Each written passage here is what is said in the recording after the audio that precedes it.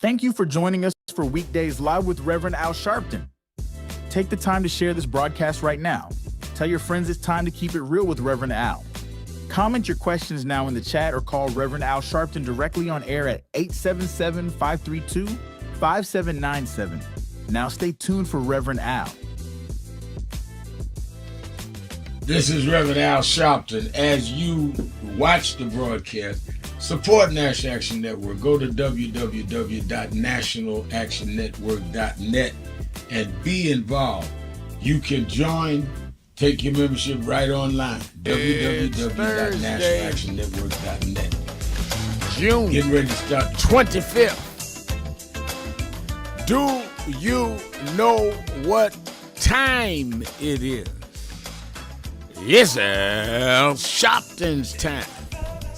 And for these next 3 hours, it's time to put aside all pretenses, deception, denial, or fronting. The time has come to keep it real with Keeping It Real with Reverend Al Sharpton. A very good afternoon to you all across the country. Good morning to our West Coast listeners, and welcome to those listening on Sirius XM, Channel 126, The Urban View, where talk empowers and becomes action. I'm coming to you live from our National Action Network corporate headquarters in New York. And for the next 3 hours, you can join the conversation. All you have to do is call us at 1-877-532-5797, 1-877-532-5797, or you can go to the message page on www.nationalactionnetwork.net, www.nationalactionnetwork.net. And I see some already on the message board, and I appreciate that. I saw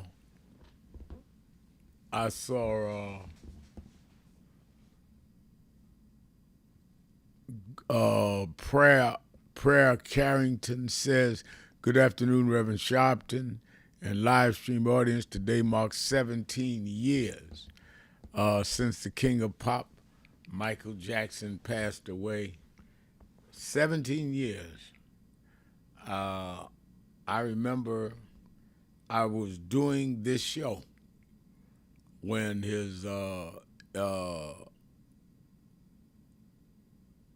lawyer at that time, Joel Katz was one of his lawyers, called me and said, Reverend Al. I said, yeah, he knew I'd been doing the show then about 3 years. He said, go to commercial. I want to talk to you. I said, all right. And I'd seen it because we kept a television on in the studio with the sound down, like I keep it on here and there, incorporate the sound down, so if something happens, I could see it on the screen. So I called him during the break, and I knew he was going to tell me that Michael had been rushed to the hospital because I'd seen that banner. And I said, yeah, Joel, I said, I saw it, that they rushed Michael to the hospital. He says, no, Ramal, he's dead. I said, what? He says, no, he died. We're going to release it in 2 hours. And I said, died of what? We don't know, but he's gone. We're going to announce in 2 hours he's been pronounced dead. I said, oh, my God. And he said, I'm calling you because you know they're going to try all that wacko-jacko stuff and bringing up all kind of stuff that he was acquitted for. And we'd appreciate if you go out when we announce the death and defend his name. And I said, no problem. I said, what time you going to announce it? They told me 5 o'clock our time because they were in West Coast, 2 o'clock their time.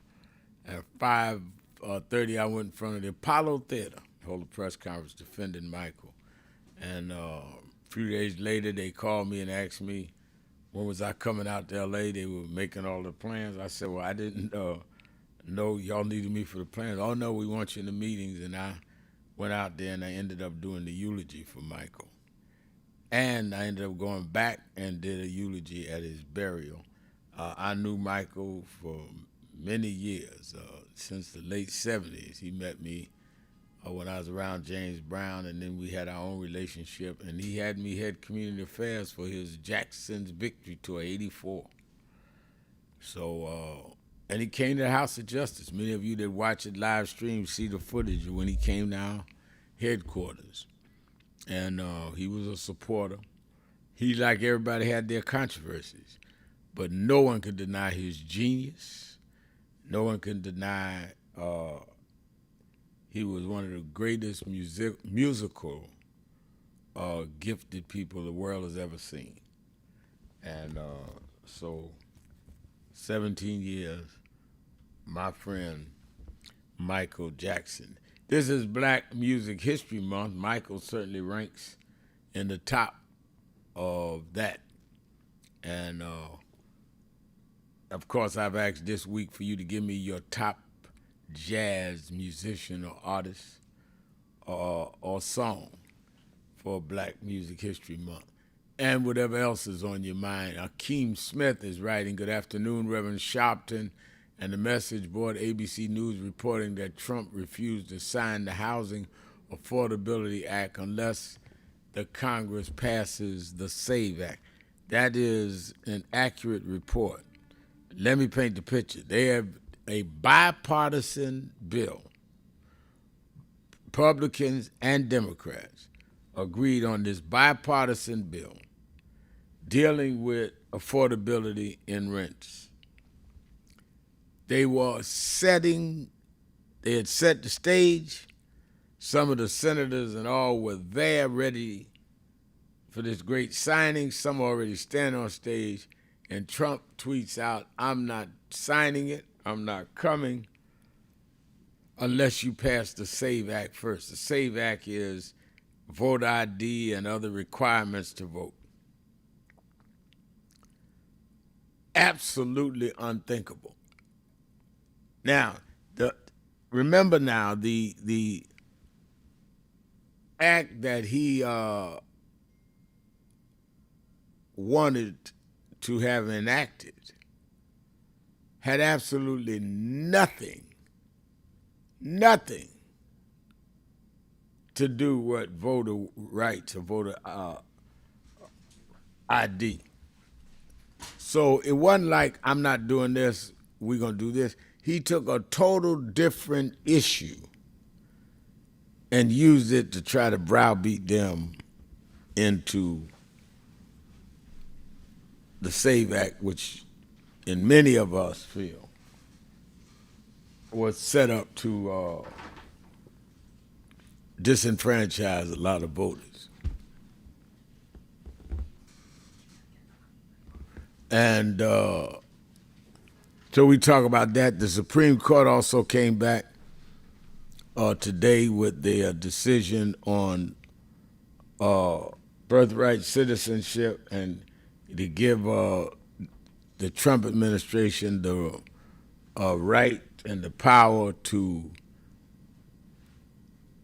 stop asylum of people from Haiti and Syria.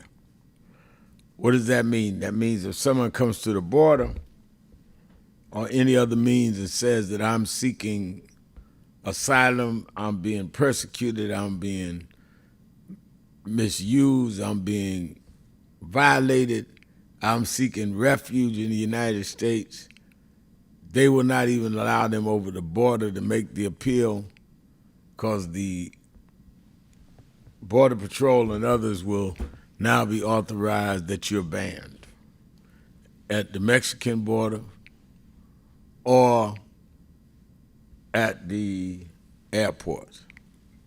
Syrians and Haitians particularly.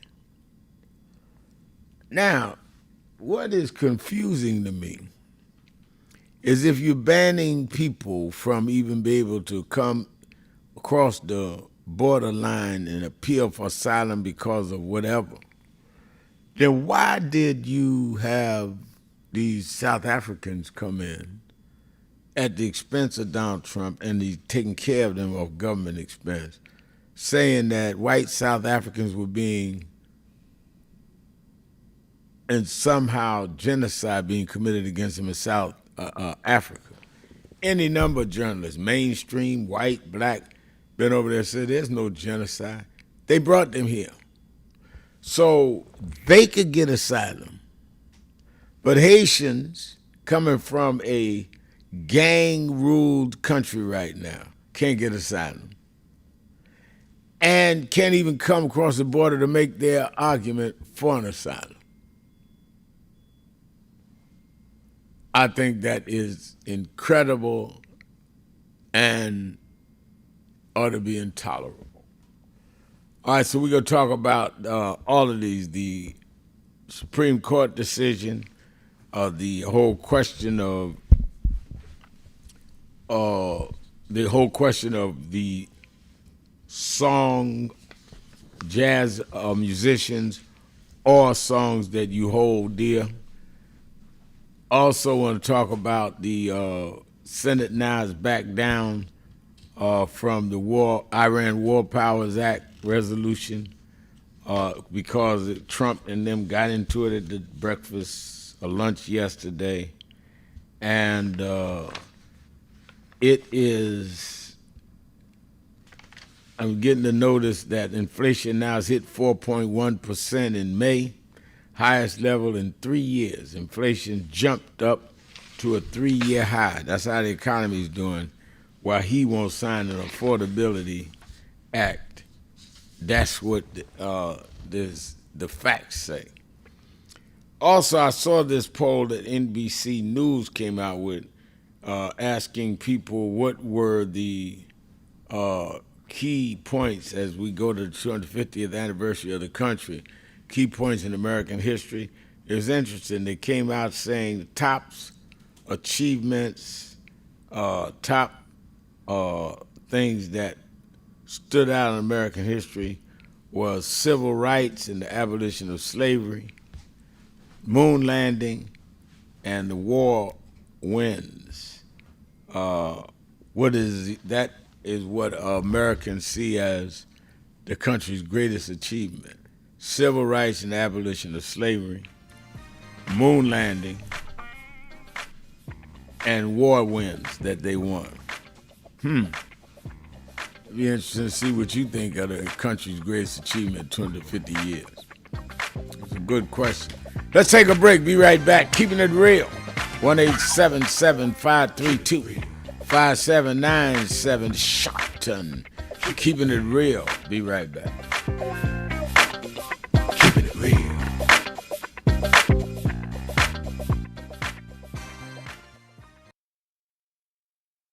Some of you forget where you come from and forget how you got there and act like you got there because you were qualified or that you had a good resume. But some of us had to pay a price for your resume to even be read. Some of us had to take nights in jails and licks upside the head or shut out of boardrooms like Byron so you could walk down red carpets and act like you got there by yourself. So I received this award with a special place in my heart and on my shelf because I'm getting it from a freedom fighter who never forgot where he came from and how he got there.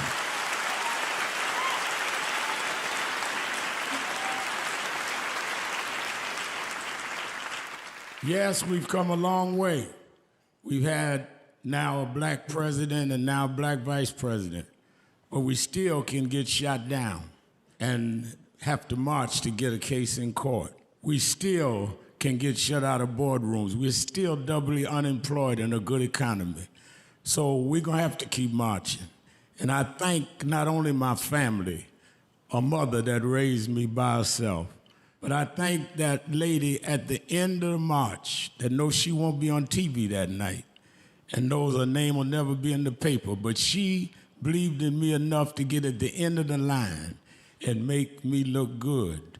Because Dr. King used to say, if you call a march and no one shows up, you just going for a walk. And I want to thank those that marched with me. 32 years ago, here in Los Angeles, we marched. And then many years later, with George Floyd and others, we're still marching. And I'm going to keep marching. I'm going to keep agitating. And I'm going to keep going.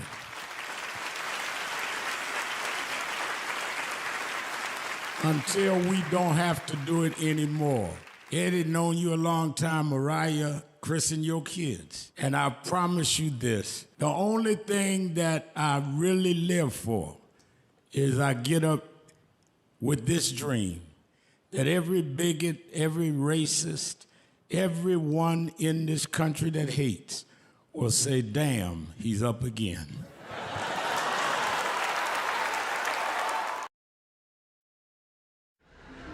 The only thing that will matter 2 minutes after you're gone is what you did for more than yourself.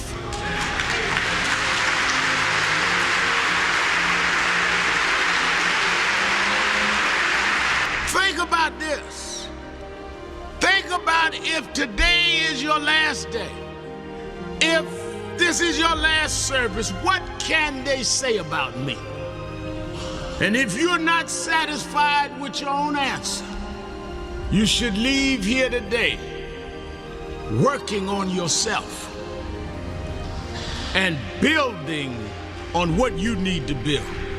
Because God is here, He's available to you if you but use what He's giving you to be more than self-indulgent. Now I know many of us come with reasons we won't step out. But I come to tell you that's why God is here. God takes the ones that are the least likely and gets the most done. As I have seen in my life, people that were the unexpected and rejected are the ones that end up the greatest. So don't let whatever mistakes or whatever things that may be in your past hold you back. God is not trapped in your past. God is there for your future. And He's there that every day you wake up was a divine decision He made to give you another opportunity to serve.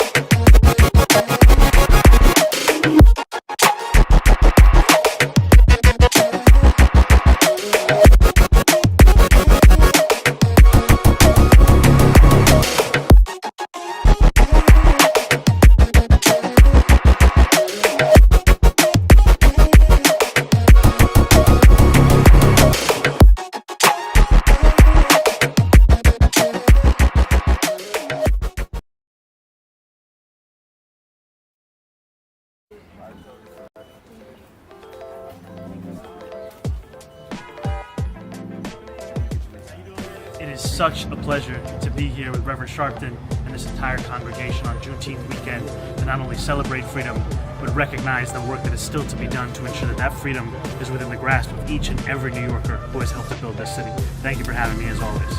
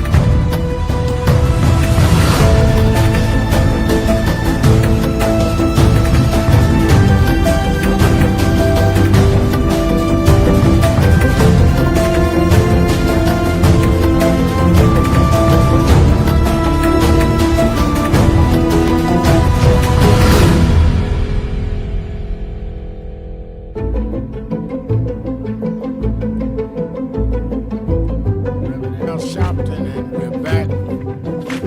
1-877-532-5797, or you can go to the message board at nationalactionnetwork.net.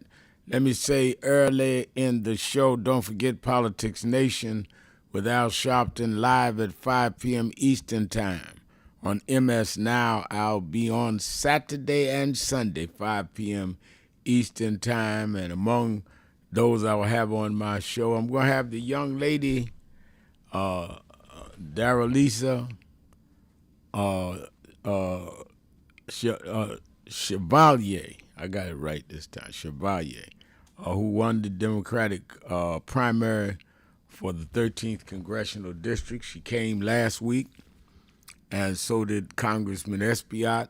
They made their pitch. Well, she won, 32 years old.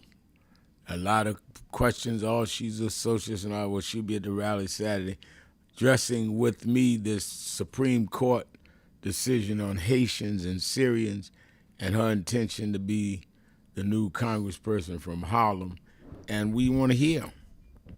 And she'll be at the rally Saturday morning, but she'll be on Politics Nation. They've got her saying quotes that are very disturbing to some. She said that she apologized. I'm going to talk to her about it, and her vision on Politics Nation, among others. I got other candidates that won around the country, and I'm going to have some members of the Senate and the Congress to deal with how do we deal with this Supreme Court decision and birthright citizenship. Also, you that are in the New York, Connecticut, and New Jersey area, meet me or beat me to the Saturday Action rally at the Mother AME Zion Church, 137th Street and Lenox Avenue, 9 a.m. to 11. And as I said, Darcy Lisa will be there, the new nominee for the Democratic Party, as well as other electeds dealing with the outcome of the primary, what it means, and where we go from here in terms of this insistence on the SAVE Act. A lot of reasons to be at the rally Saturday. And then you that are not in the New York area, you can watch it live on Impact Television, on nationalactionnetwork.net or on YouTube/NAN. And of course, people are organizing, have a big call tonight with our chapters for the August 28th march on Washington. It is picking up a lot of momentum. People are saying with every decision, we need to do this. We need to march. We need to be at the march on August 28th. To sign up, go to nationalactionnetwork.net, nationalactionnetwork.net, and sign up. We need all hands on deck. And I've got people call. I've had a relative call me I haven't heard from I don't know how long. And he said, I heard about the march. I'm not a marcher, but I got to come this time. And he said, it's just gotten too bad. And he's right. He's right. You got to have an insult level. You have to have a line where you say, wait a minute, this is too far. This man has put this country at war with no possible justification. When I say this man, I'm talking about President Donald Trump, just in case you don't know. I see Pam, is it Pam Pamela Edgar. Okay, now I can see it better. Pamela Edgar says, good afternoon. This is on the message board.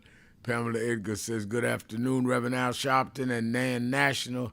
I'm viewing you on YouTube from Lebanon, Illinois. I'm fighting and getting my medical issues and my DME issues resolved by fighting for them. I love it. Okay, Lebanon, Illinois. All right. And Happiness Donuts wants to know, is Pam Bondi still living in military housing that taxpayers are paying for? You know, that's a good question. That's a very good question. I'm going to try to text somebody and see if I can get an answer. I think that's absolutely a good question. All right, we getting ready to go to the phones, 1-877-532-5797. Let's start in St. Louis, Missouri with RT. RT, you're keeping it real with Al Sharpton. Yes, sir. Thank you, Brother Sharpton. Interesting, Reverend Sharpton, I was listening to C-SPAN yesterday morning, which I usually don't listen to it, but Republican Congressman Steve Scalise, he was speaking. I don't know if it was a congressional hearing, but what he said was, he said Democrats like AOC and others are trying to lead this country away from the free market of capitalism into socialism. And I thought about what he said, Reverend Sharpton, and what I thought was that when you look at the extermination of the Native Americans in order to get the land and the resources, and when you look at the millions of black people who were brought here to work this land, what capitalism is about is the message in capitalism is, it doesn't matter how many people you harm, how many millions of people that you harm in order to get land and resources and the wealth that comes from the land and the resources, just do it. So that's what capitalism is all about. It doesn't matter how many people you have to harm in order to get land and resources and wealth, just do it. So Well, when they talk about capital... you raise a good point, RT, but on top of that, they're not even talking about capitalism in the sense that, we want to capitalize in terms of people's income and be able to build businesses and work by the sweat of your brow. They're talking about white supremacist capitalism because they're cutting back on blacks' contracts. They're ending DEI. So blacks, for the majority of the history of this country, were enslaved and then discriminated against with segregation laws. So capitalism was never designed to be fair. It was yes, you're right. It was ruthless, but it was also limited for white males. Hold on a minute. I want to take a break. Yes, I want sir. us to finish this. Don't hang up. We'll be right back. Keeping it real. Sharpton. Right after this.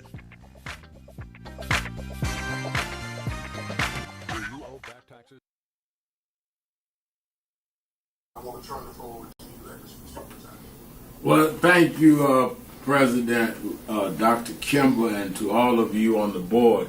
I wanted to personally make this appeal from National Action Network and Martin Luther King III and Andrea Waters King, that we've been moving around the country organizing to deal with the question of redistricting when they have used the Supreme Court now to redraw lines that will in many ways break up majority black voting districts. It means that they dilute the strength of our community. It will cost probably 19 members of the Congressional Black Caucus. But as important, if not more important, it will not address the needs of those constituents because they don't have a block vote to say we're going to put in somebody that wants to do what is right for us or not. And that does not necessarily all the time mean a black person, but it gives them power. In Memphis, Tennessee, the majority black district congressman supported and reelected several times by the blacks there was a white man named Cohen. So we see this as an undoing of the Voting Rights Act of 65 and the Civil Rights Act of 64.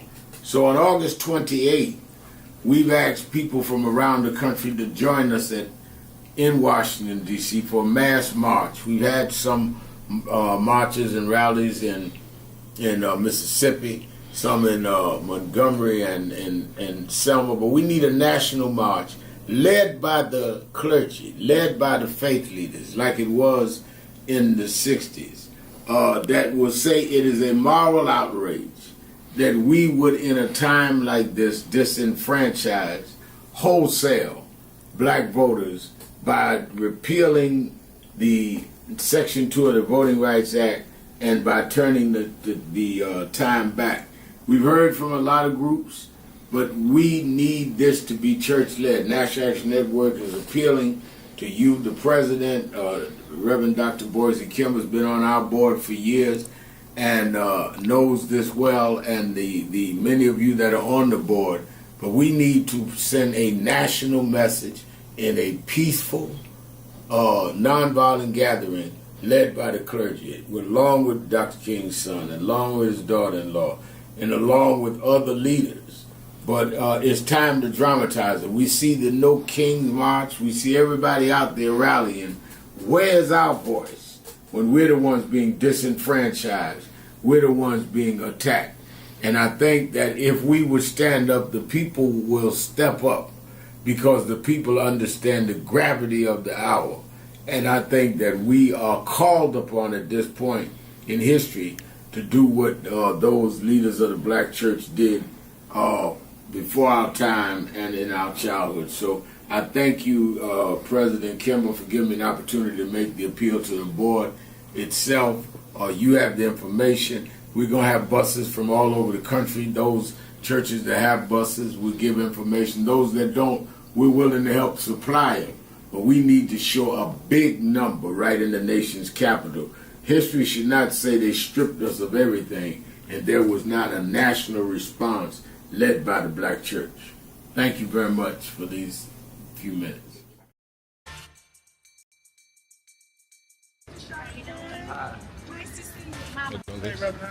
How you doing, sir? All right.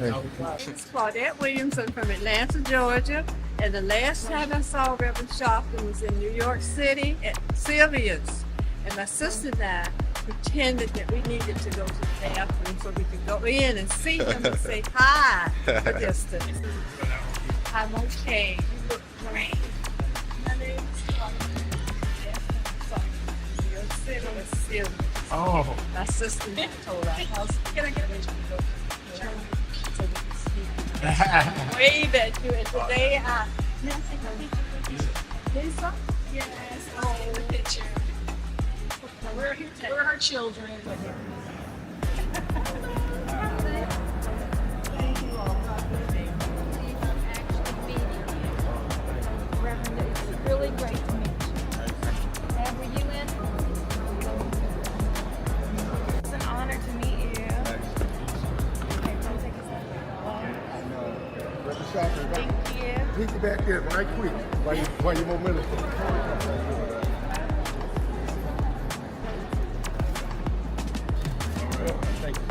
One more, please.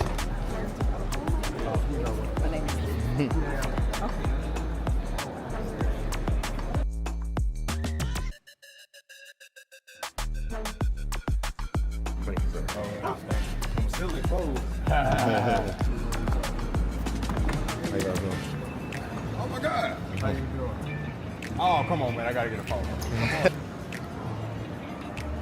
All right, appreciate you, man. How's it going, man?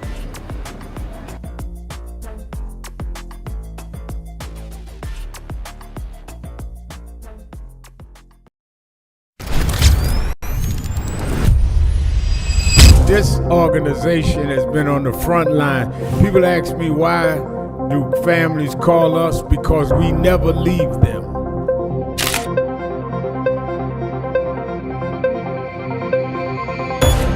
No justice! No justice!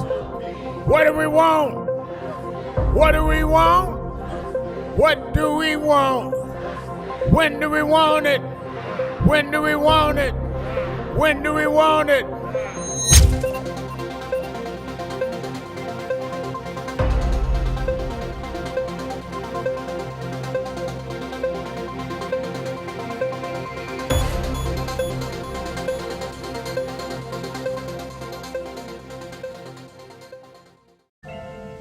Thank God I was blessed to have both in my life. Both historic, strong figures. But if I misuse them and listen to not only figures that are not as historic as them, but figures that had nothing to do with the calling and purpose of my life, I would live confused. I'd be double-minded. I'm clear. And what I want you to do is be Keeping it real, keeping it real. Right, I'm your host, and a lot of that. Reverend Al Sharpton, and we're back. 1-877-532-5797. Let's go back to RT in St. Louis. Go ahead, RT. Look like we lost him, sir. We lost RT. Yeah, he just hung up. All right, let's go to Rick, then in Germany. Rick in Germany, you're keeping it real with Al Sharpton. Good day, Brother Sharpton. Good day to you.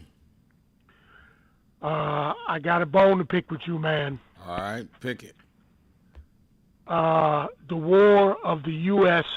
against Iran has a justification that all of you black radio talk wonders understand exactly and clearly, and that is, it is a preemptive strike for the protection of Israel against Iran. All right, I'm still waiting on you to pick your bone with us. You said on earlier that Trump is waging war without justification. Oh, okay. Well, I didn't mean to say that he did not have a rationale, but I don't think the rationale is justified. He's trying to justify it, saying that he is trying to prevent Iran from attacking Israel. There's no evidence that that is their plan or that that is the reason he's involved. I agree, but I just wanted to make it a little clearer for the audience. I'm done, brother man. All right, thank you for your call. Thank you for making it clearer. No, I understand exactly what you're saying, and that is the rationale that Trump is using, but that clearly is not supported by any evidence or facts. So yes, that is his rationale, that is not his justification, because I don't see it as being justified. Let's go to Brother Jacob in Philadelphia, WURD. Brother Jacob. Peace be unto you, Reverend Sharpton, and your whole worldwide listening audience. We just talked to Rick from Germany, man. That's right. You know, I got a question, and I know it's rhetorical, because it's just like asking the question, why does President Obama live in the head of President Trump so much? But I'm going to ask it anyway. Like, what is it going to take, Reverend Sharpton, for people, I'm talking about people who still support Trump, his MAGA people, Republicans and whatnot. I mean, can they not see what's going on? I mean, where is their common sense? This, you know, all he wants to do is destroy. We could call him Trump the Destroyer. He wants to divide and destroy everything.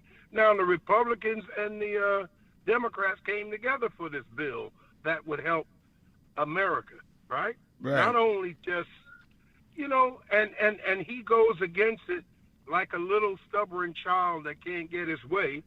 If we had bullies around our neighborhood, Reverend Sharpton, when I was coming up, nobody wanted to play with them. So because they were bullies, in other words, they would take our ball and roof it. In other words, game over. Ain't nobody. Right. You don't want to play with me. That's a bully child, man. This guy in Philly, the young people would say, he evil. You know, I mean, when you just look at it, children, I mean, could see the difference. I can't understand what is it going to take. This guy, he divided the United Nations. Yeah, he did. Now, how the heck do you do that? He did. I mean, you got countries that came together for good to protect. Matter of fact, it's Islamic what they did. Because in the Quran, Allah says, if you find two people fighting, find out what it is and who's right and who's wrong, and all of you come together and fight the wrong one until he stop what he's doing. Right. He want to divide that, man. You know, I don't know, man. These labels, people keep saying socialism, communism, whatever ism. I wouldn't care what label you wear. Do it help the people of America? The people who's paying the taxes? The people who's making this country run? Is it helping them? I don't care what label it wear. You can call it what you want. You know, we're not into no names or your labels. Oh, I mean, I keep hearing people say about these people starting to get elected, the ones in New York.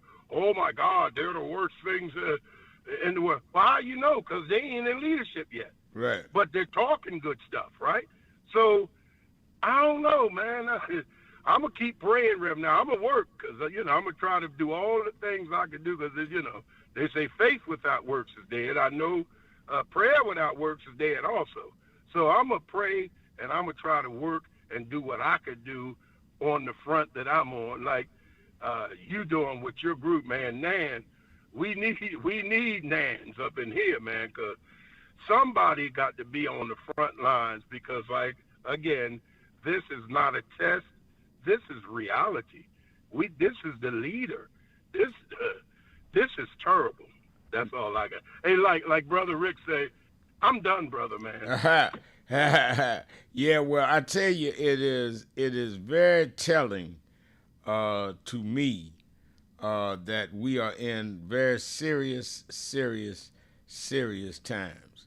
And I think that we've got to deal with it, and we've got to deal with it knowing that serious times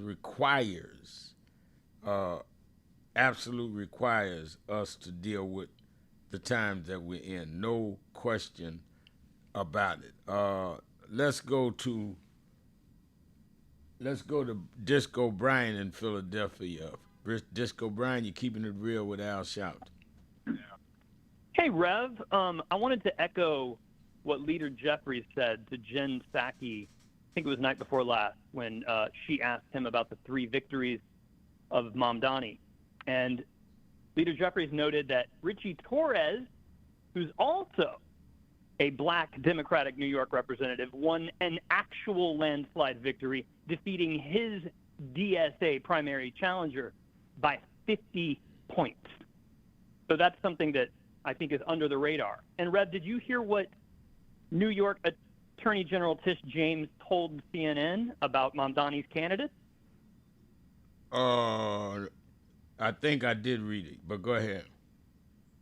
Yeah, she said some of them don't understand the communities they want to represent and are disconnected from the history and struggles of many New York City districts. And she said she and other Democratic leaders are, quote, disappointed in Mamdani, adding, quote, all of us are a little frustrated with the Democratic Party, but you don't blow it up. That's what MAGA has done, end quote. So a little less sanguine reflections there from Tish James on Mayor Mamdani, which is very interesting. Rev, the last thing I wanted to bring up today was that your sermon from Saturday and a sermon delivered just down the road from you the night before on Juneteenth, Friday night, were basically in conversation with each other, and I just wanted to tell you about it. The three parallels that I heard. Rabbi Ami Hirsch at the Stephen Wise Free Synagogue at Lincoln Center, he preached Friday night, and the three things he said line up almost word for word with what you preached at the Saturday Action Rally. One, bondage is mental. Hirsch said it took 1 year to get the slaves out of Egypt, but 40 years to get Egypt out of the slaves. That's right. And you said, don't celebrate Juneteenth if you're still acting like a slave. Right. Number two, the temptation to go back. Rabbi Hirsch asked why the newly freed Israelites kept wanting to return to Egypt, to the house of bondage. And you said, we won't go back. We don't care how much PAC money they got, we won't go back. And number three, he said, freedom takes discipline, not just outrage.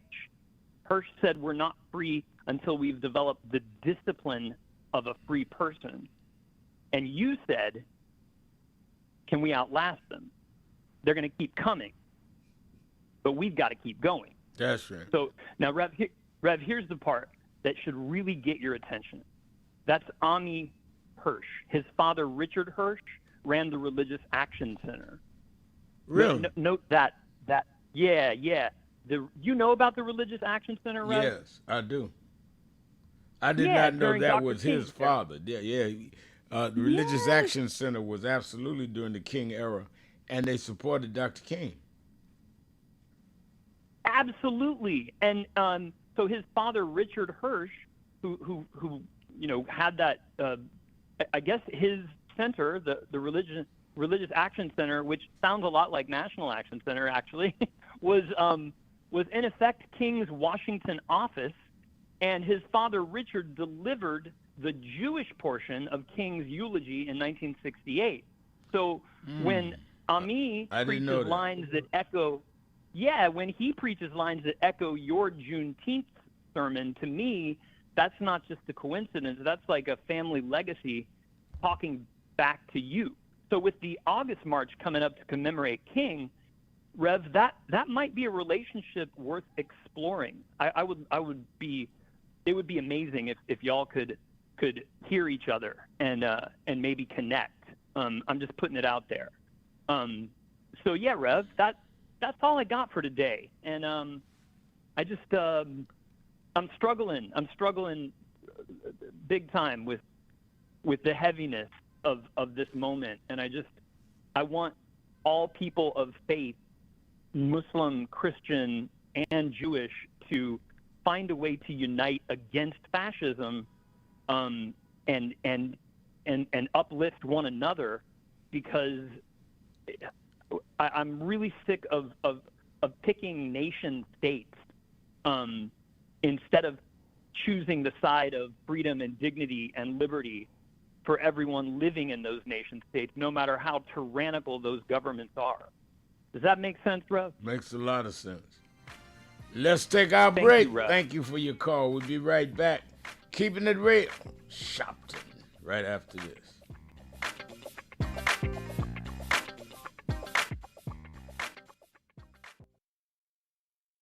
Thank you for joining us for Weekdays Live with Reverend Al Sharpton. Take the time to share this broadcast right now. Tell your friends it's time to keep it real with Reverend Al.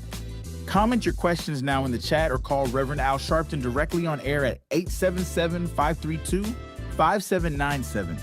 Now stay tuned for Reverend Al.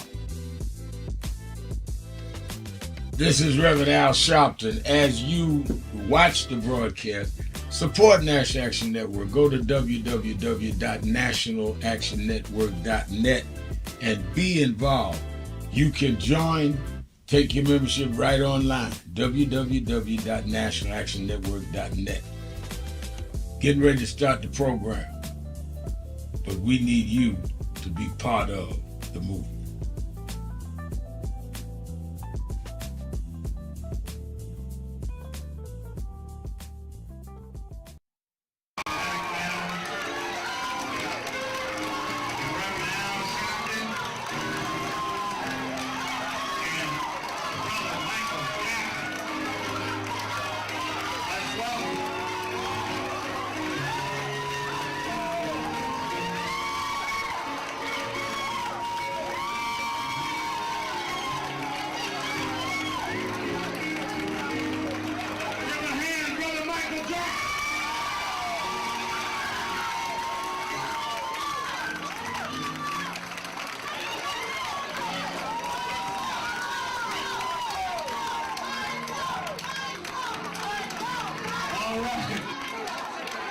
We need some room. All right, hold on.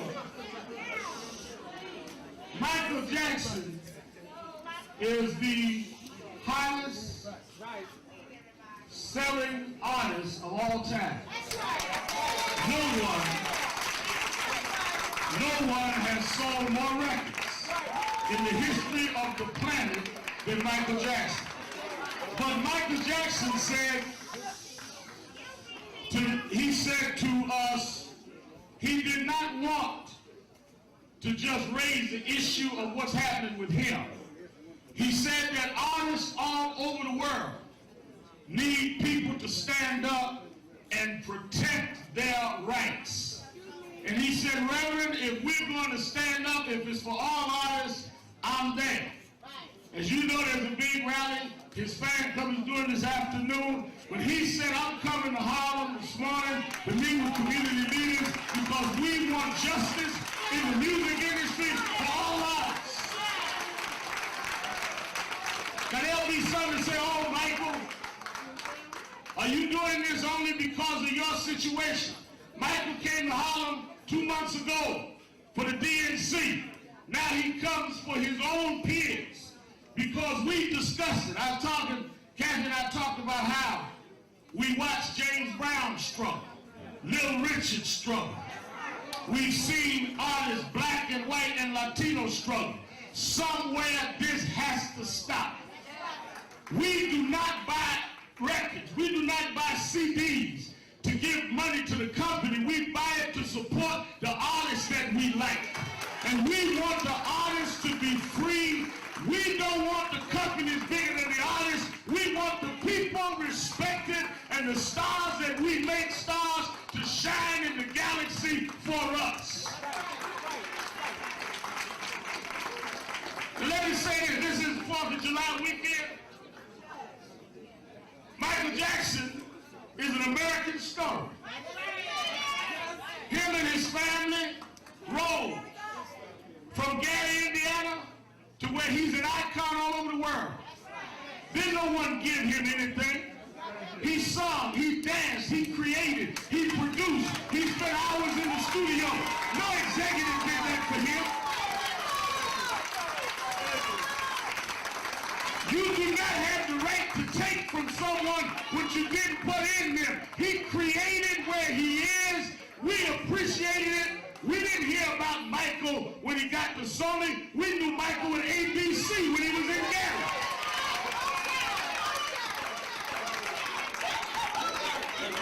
They got thrilled when he did Thriller. We was already thrilled. We the wall. And we coming off our seats to stand up for justice in the music industry.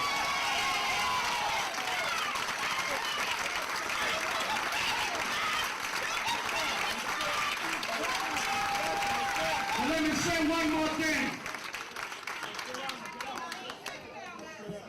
I don't need that loud talking now. We're on the rail. I want people to hear the message. Let me say something. I read one newspaper said, well, the record company saying they're going to wait and put out the best of Michael Jackson. You can't put out the best of Michael Jackson because the best of Michael Jackson is yet to come. He's still creating. He's still innovating. He's still the king. He's still ours, and we are still his. Fans all over the world. Thousands came out in London. Thousands will come out in New York. All over the world, we're going to make it clear that our artists should not be paying back things they had no input in. The promotion budgets. James M. Tume will lay it out. The video budgets. All of this is charged to the artists, yet the artists have no discretion on what to say. So if they want to buy an ad with their friend, Michael can't tell them buy it in Jet Magazine because they decide the budget and charge it to the artists. That's why many of these artists have no money at the end of their career. But he wanted to fight while he was on top, so it will help your child not have to fight one day to go through what they've had to go through. Sammy Davis Jr. died broke. His wife had to become a waitress. Michael said, I owe it to Sammy. I owe it to James Brown. I owe it to Little Richard. We're going to stop this once and for all.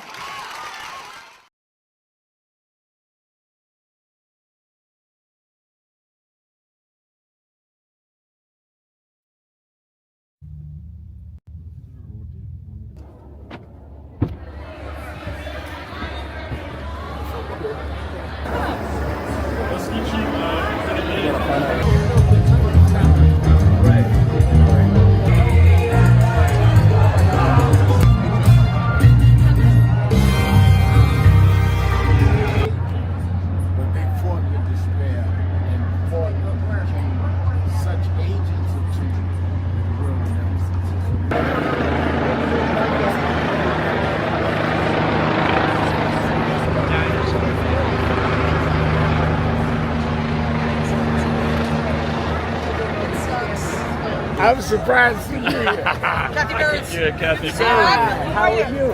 And my lovely wife, Lisa. Look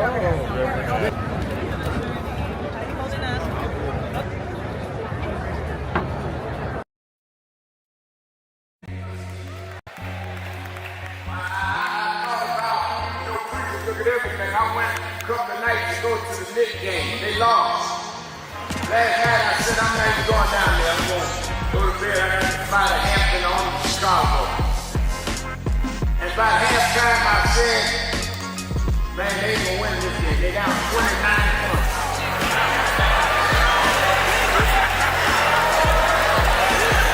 And somebody here today, you've been down. They counted you out. People say there's no way you come back. But I come to tell you, don't quit.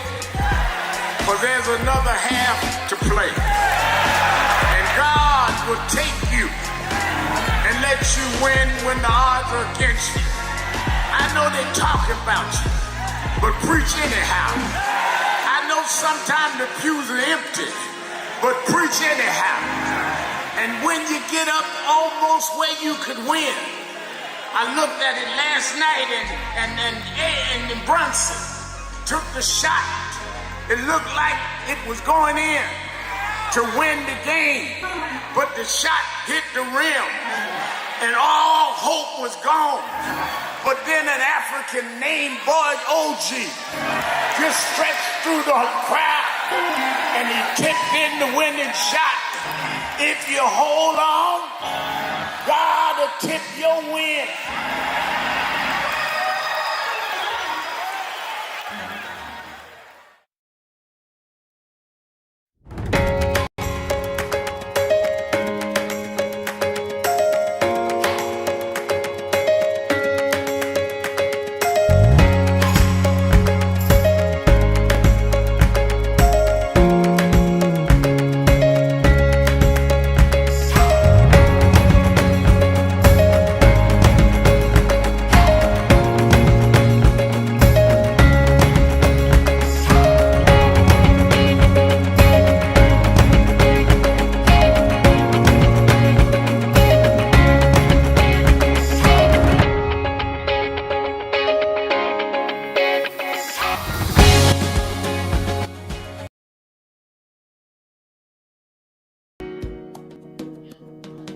Can you hear me, sir? Can you hear me? I hear you.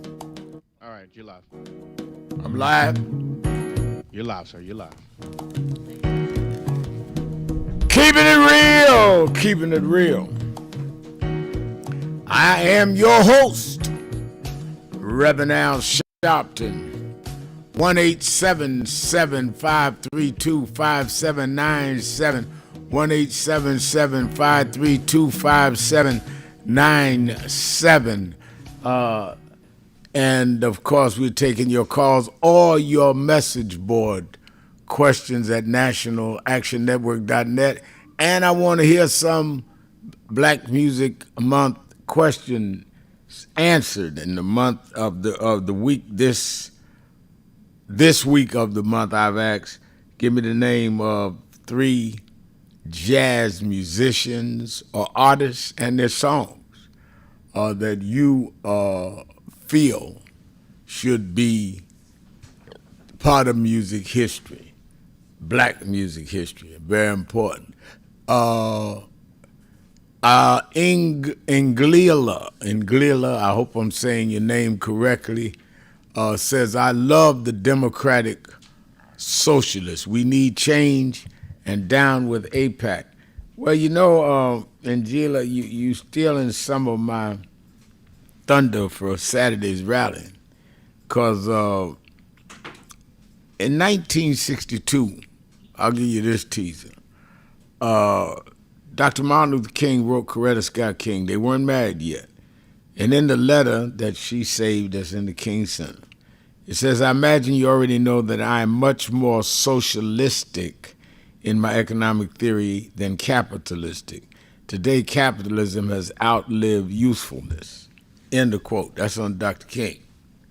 And there are going to be some other quotes that I'm going to give Saturday at the rally in terms of what Dr. King said about socialism. Never said he was a socialist, but certainly was against the brutal, greed-based capitalism. I don't think it is wise that we allow people to decide for us whatever economic or political theories that we ascribe to. Nelson Mandela was socialist. We need to have social policy that fits our given situation and gives us equal justice. You can have some socialists that's racist, and you can have some capitalists that will invest and do some uplifting. So I think that this whole thing of labeling people based on their beliefs is absolute nonsense. Let me say this, and I say this knowing that everybody's not going to agree. This whole thing about, well, the DSA won 3 seats in New York and weakening Black political power. And I looked at somebody and said, well, how do you figure that? Well, they won 3 congressional seats.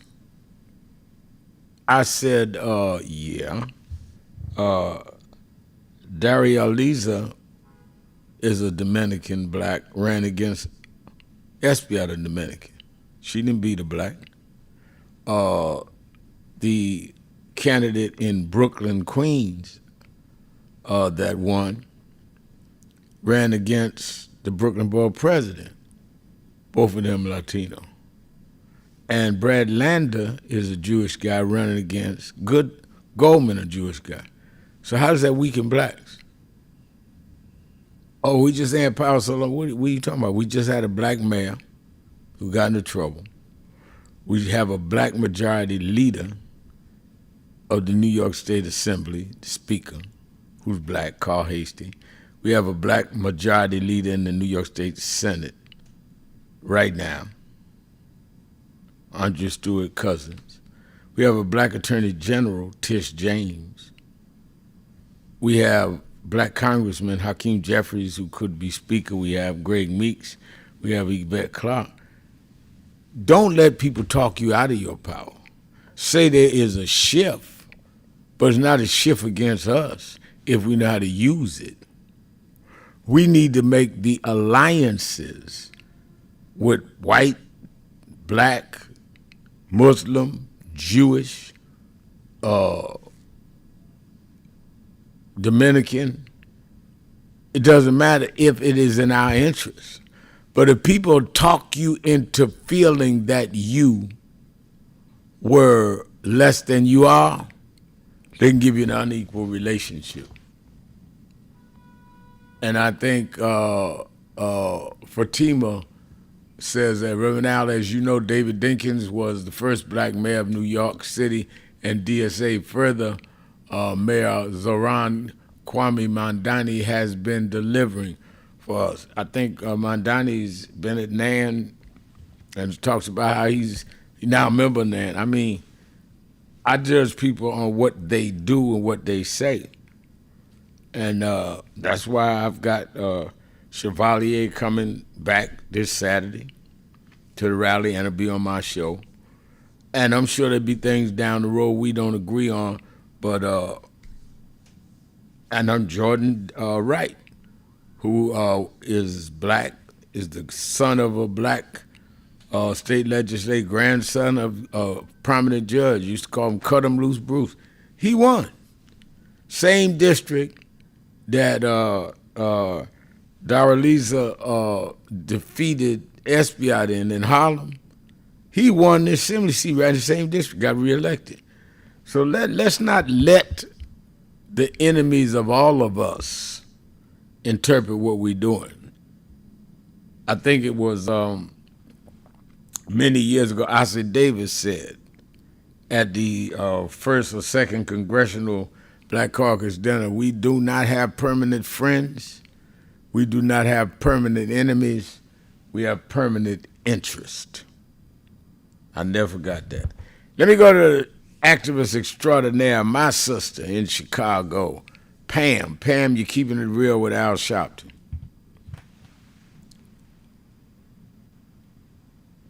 Is Pam there? Yes, I am. Hello, Reverend Sharpton. How you doing? Hi, I'm sorry. I was outside a moment. I hope the background noise isn't too much. No. First and foremost, Reverend Sharpton, how are you and your family? We're well. Good. I wanted to ask, so you have a protest coming up is it August, correct? Yeah, March and August? August 28th, that's correct. Okay, so I'm in Chicago. I won't be able to make it, but you know I like to sponsor young people or try to do something to that effect. And then also, let me just make this statement. Reverend Sharpton, when I call people, local, some churches and organizations in Chicago, and ask them, are they sending buses? Because, you know, sometimes I just want to do some things locally. I'm not getting a response. Now, let me say this. I'm not going to call names, but I'm just letting you know these are some of the same churches and individuals who greet you when you come to Chicago. So I'm thinking, I'm sorry about the noise, Reverend Sharpton. Let me see if I can get to a quieter place. If I'm calling and asking and they won't call back, are there other people who are doing the same? So I know that you said that there was a Maureen who is organizing buses. Yeah, Maureen Forte. Okay, in Chicago, correct? In Chicago. She's brought dozens of people to our convention. She's been with us for many years. And you can go on the website and National Action and get her information. And information should be there. Or you can call the toll-free number. We have it in the office. But Maureen Forte, I know she's on the ground organizing. Okay, and I'll connect with her. And you know I'm always supporting. Oh, yeah, I do. Next, sure. The election with Mandami and his people and, versus Hakeem Jeffries. We don't have to have it either or. We can have both. Because I'm going to say the original person who talked about working for regular families was not only you, Reverend Sharpton, but it was also Reverend Jackson with his campaign. That's right. Talked about working families, That's right. children, uplifting people. So if we only had listened to him, how prophetic. He said, look, let's have a representation in D.C., 2 senators. let's get statehood for Puerto Rico, 2 senators. Right. More than likely, that would have been 4 Democratic senators. If the Democratic Party had listened back then to him, and even when you ran, we would be in a better position. So what I ask the standard bearers of the Democratic Party leadership, Schumer, Hakeem, and everyone else, look at Reverend Jackson's speech. And if you push forward those policies, you are guaranteed a win in 2028 and even in November. See, we don't have time to be at odds. We can talk about it, but if you're not helping working families, that's the issue. And then lastly, I want to push forward to all my non-white people. You need to work in your communities to end this racism and hate. And I'm talking about the Jewish community. I'm talking about the Asian community. Talking about, I don't care, Greek. I'm talking about all of them. Because the majority of black people heard the same message that they heard when Kamala Harris ran. 90% of black women voted for her and her policies. She's not perfect, but we knew that there was a difference. What almost 80% of men, black men, voted for her policies. So you got to determine why within the white community they didn't, and they wanted to go with an adjudicated rapist, 34-count felon. And those questions have to be on the table. Because if not, the same things are going to come up, Reverend Sharpton, if you don't deal with those issues. Absolutely. Absolutely. Absolutely. Thank you for your call. Please get to Maureen. We'll be right back. I see Disco Bryant saying democratic socialism is not DSA. The concept MLK evoked is not the official organization DSA, which targets black Dem leadership. Well, first of all, that's correct. There was no DSA then. But I'm saying those that just totally say that socialism has nothing to do with us. We've had all kinds of socialist leaders, all those that tended that way. And DSA as an organization, as I understand it, has different chapters in different cities. The chapter that ran this election with Nandani and them didn't run against black, didn't win against black officials. The 3 congressional seats that were turned over, there was no blacks in those races. Now, do some DSA target blacks? Yeah, and some Democrats target blacks, and some Republicans do. That's why I go by the candidates and their track record and their vision. But the county Democrats target black seats. Republicans target black seats. Everybody in politics do some targeting. Let's take a break. Be right back. Keeping it real. Sharpton. Be right back. Breaking news. The issues, the stories.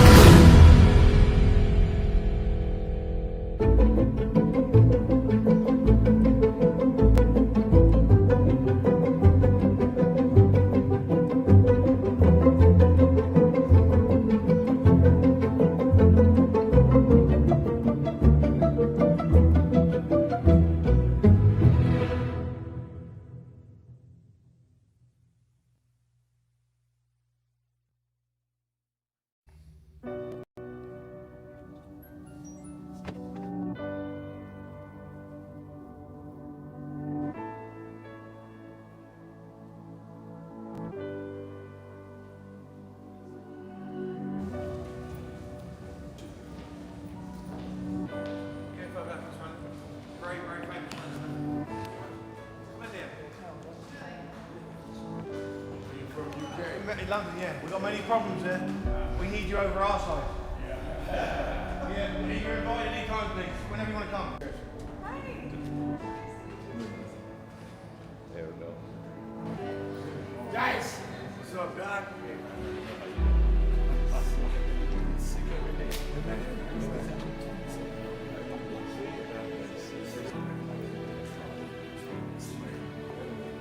So we are in not a political dilemma, we are in a moral dilemma.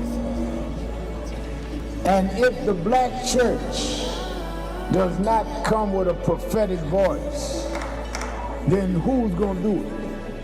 We can go through all the data, all the statistics, all we're going through in the workshops, but the question is, where is the action going to be? We all believe in Jesus. Jesus didn't teach theology, he healed people. And they learned the nature of the theology based on his healing. We've got to heal this nation. And if we heal this nation, the nation will return to our churches. But we've become silent and compromised. And we try to blame it on, I'm not in this. You are in this. You live it, your members live it. Unemployment now is higher now than it's been since the pandemic. Yet we survive. Yes, sir. There's no history in the world of any people that went through the kind of psychological, cultural, and physical slavery like blacks did in America. The only reason we're still here is because of our faith. We had no external strength. We had an internal strength. And it was the God that we were taught by our mamas and grandmamas that brought us through. And I don't care who's sitting in the White House, we cannot betray the God that brought us through.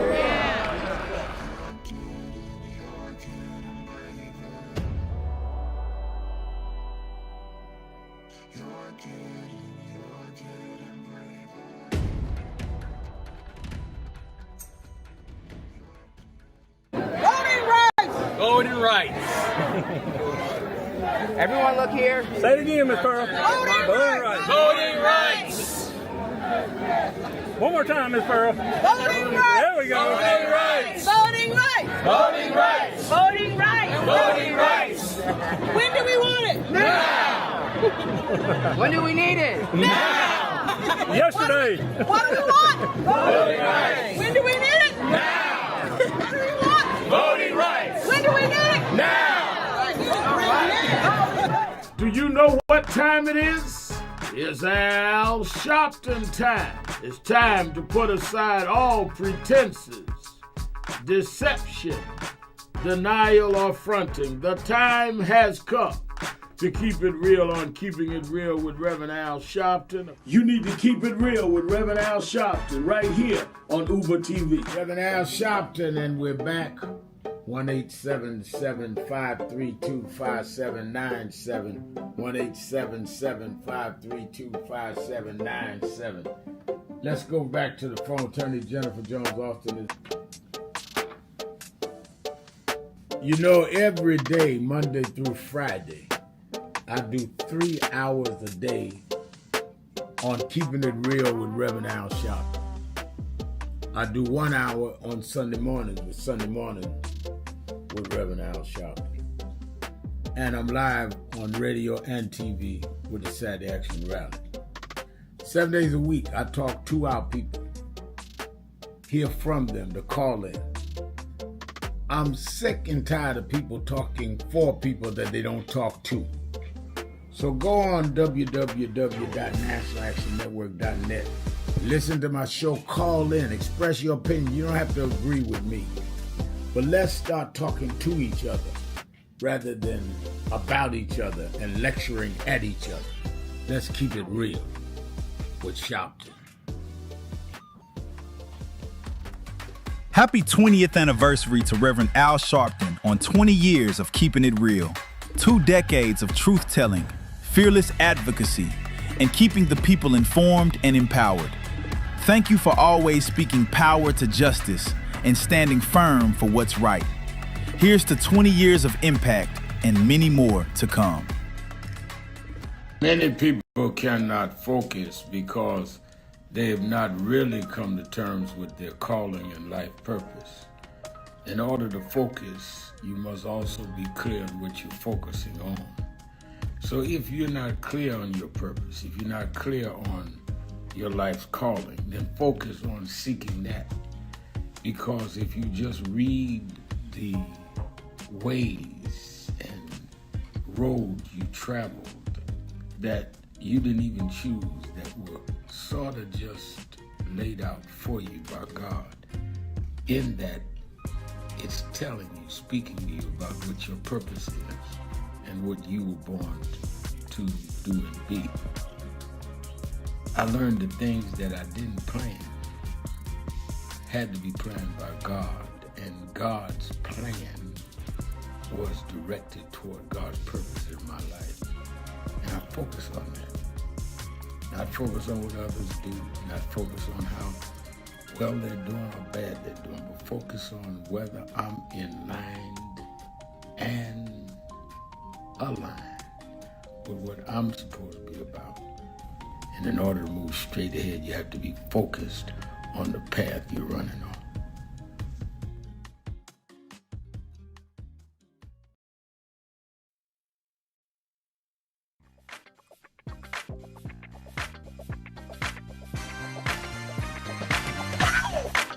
You're live.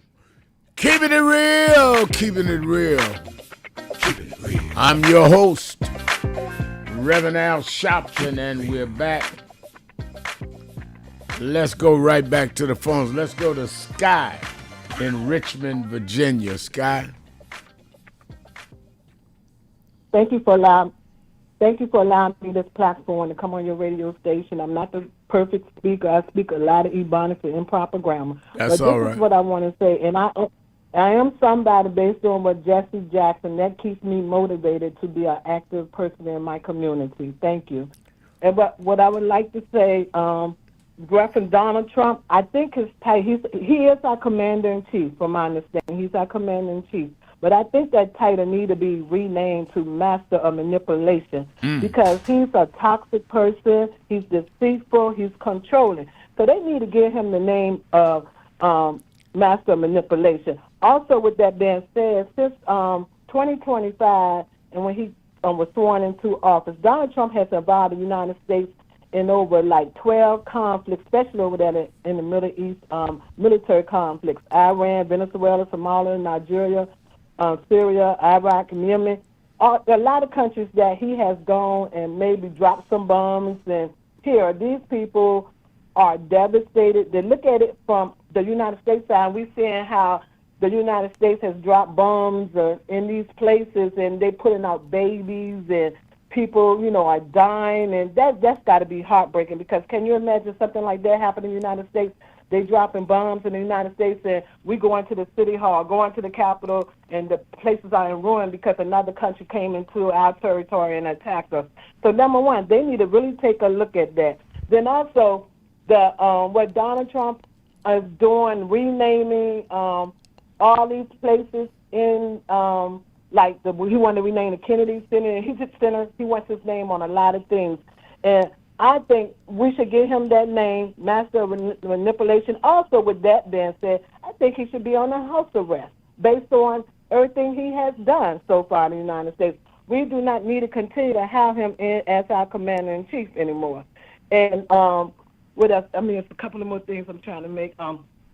Just like the Ukraine and ongoing situation with Russia, I just don't understand that situation. My heart goes out to the Ukraine, just like it goes out to the United States of America, the Latinos races, the black races, everybody, especially the Latinos. I'm following that, and I Google it. Almost 1 million people in the United States that are Latino or Hispanic race have gone missing. They just disappear. And, it's just like they just vanish off the United States soil. And we need to take a look at that to see what is really going on. And then with this price gouging of rebuilding Washington, D.C., You know, he started off with $100 million with the ballroom, Right. the reflection pool. Think about, and I have said this before, how he is allowing his friends, because I Google a lot of stuff, like I told you earlier, but not say he, well, anyway, sorry.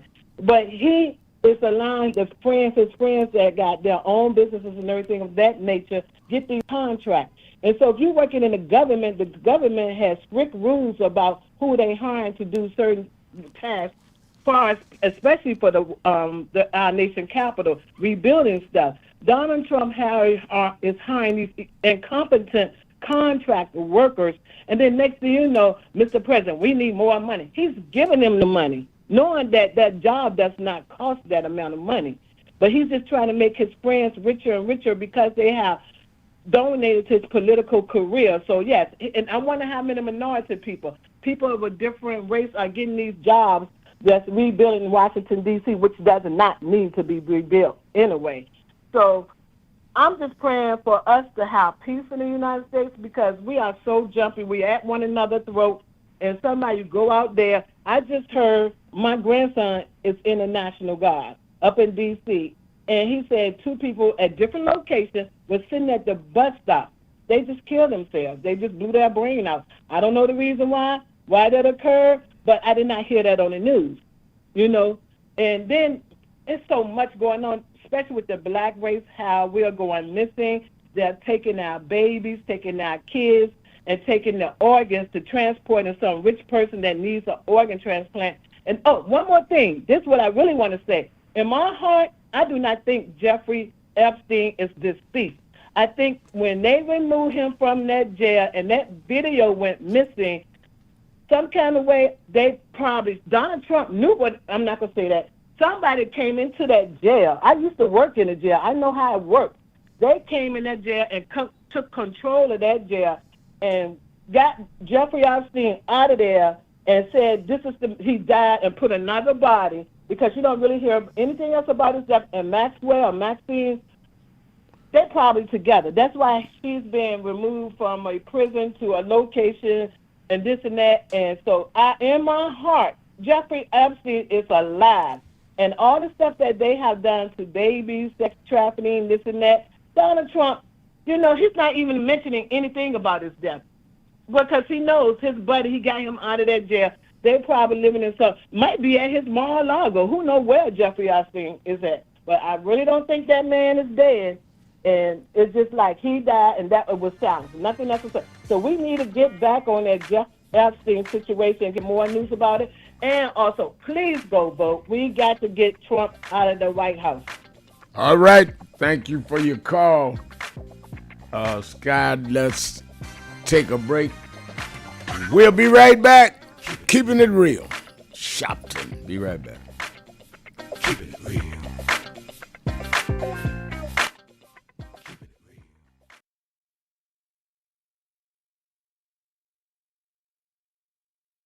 Many people cannot focus because they have not really come to terms with their calling and life purpose.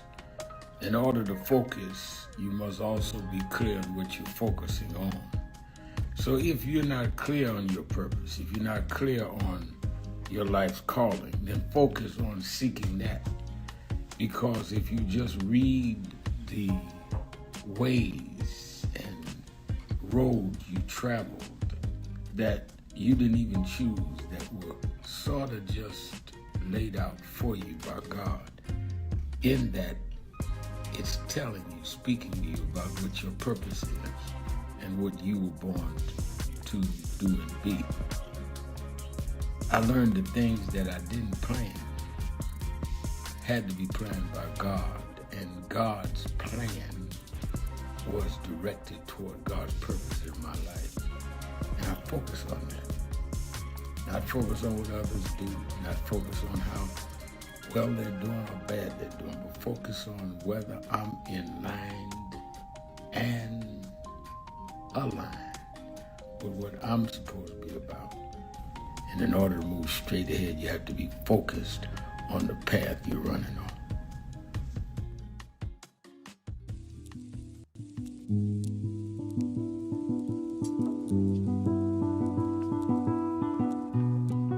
had a thought this morning that I want to share with you about mentorship.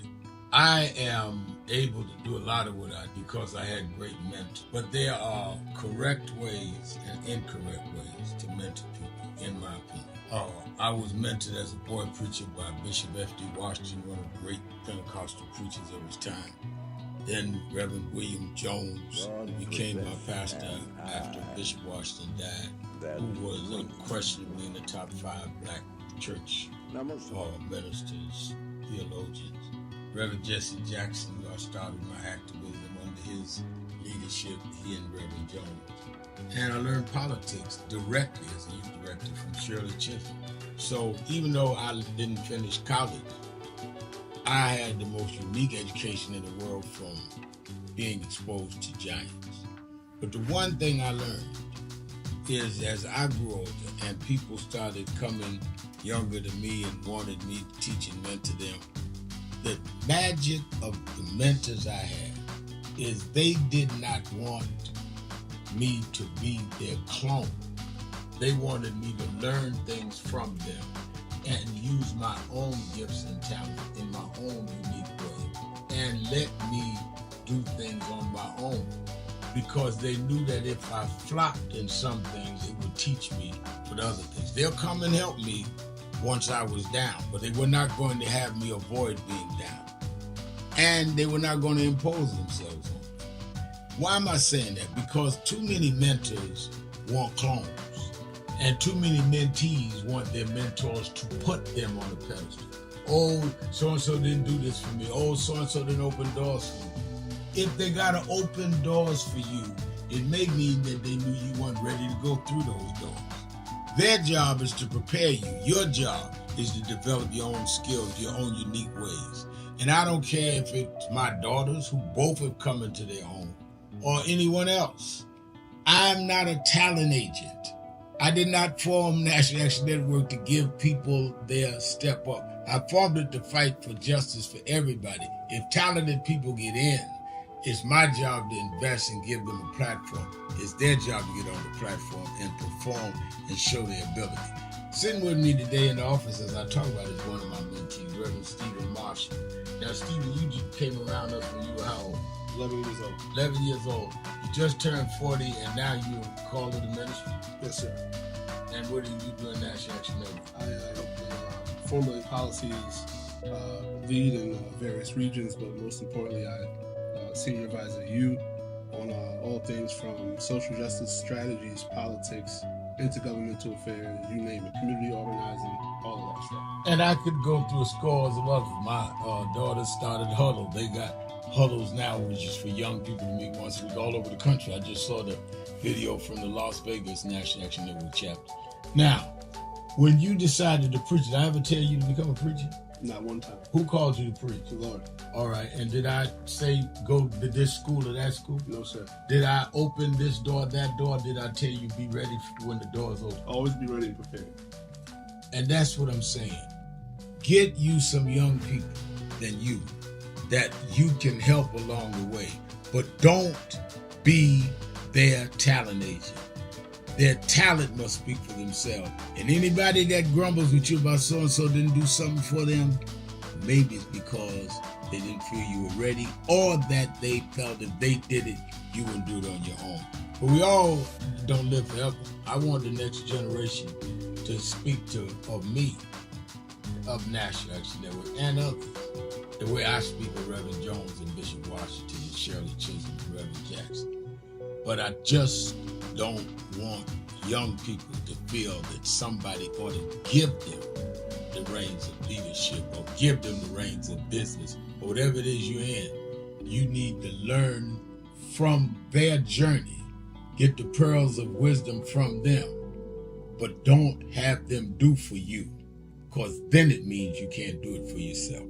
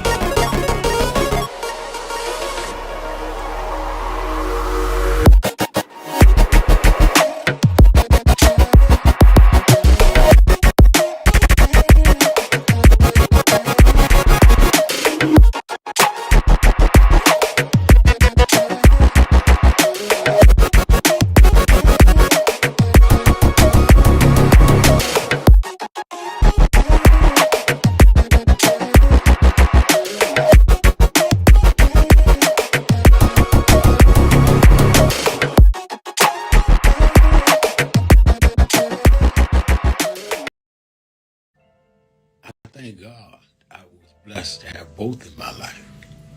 Both historic, strong figures. But if I misuse them and listen to not only figures that are not as historic as them, but figures that had nothing to do with the calling and purpose of my life, I would live confused. I'd be double-minded. I'm clear.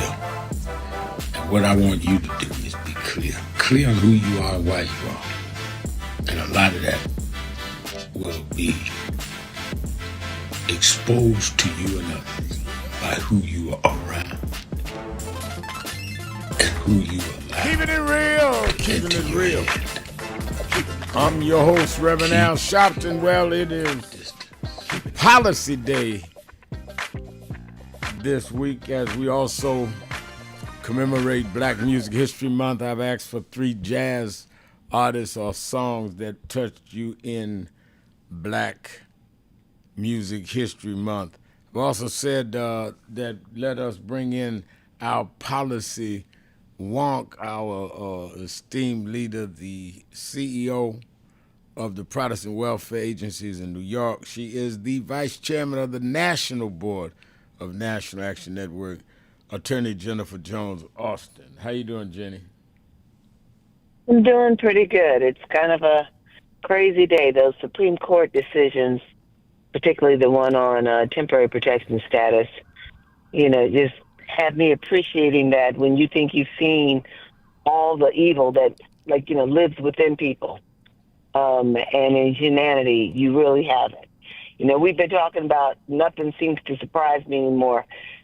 I don't know. This one got me. This Supreme Court decision today. Explain for the average layperson listening to us around the country, even around the world, what does that mean that it suspends protective custody for Haitians and Syrians? It didn't say blanket, just those 2 countries. Right. So, the short of it is that when Trump came into office, he decided that he wanted to end temporary protection status for Haitians and Syrians. And when we speak about Haitians, we're talking about, better than 300,000 people who've come to the United States, have been living here, some of them who've been living here for generations, escaping poverty, escaping violence. They come here seeking a better life, a better opportunity. And what has happened is that for some time, while as their cases have been working their way through the system, their protection status has been extended. Trump came in and he said he wanted to end it, and specifically for Haitians and Syrians. And so he was taken to court, and essentially what was argued was that he was making a decision against Haitians on the basis of race, and that is, a violation of the law, and that he could not do that. And what the Supreme Court held today was that, in fact, he could do it. They said he has every ability to do it, and that now he can go ahead in temporary status, and essentially we now have better than 350,000 Haitians, when you consider probably family members, that now are at risk of being deported immediately. That, we face major problems likely in healthcare, in the hospitality industry, where a lot of Haitians have been working. With temporary status, they got work protections. They now don't have those work protections. It's hugely problematic.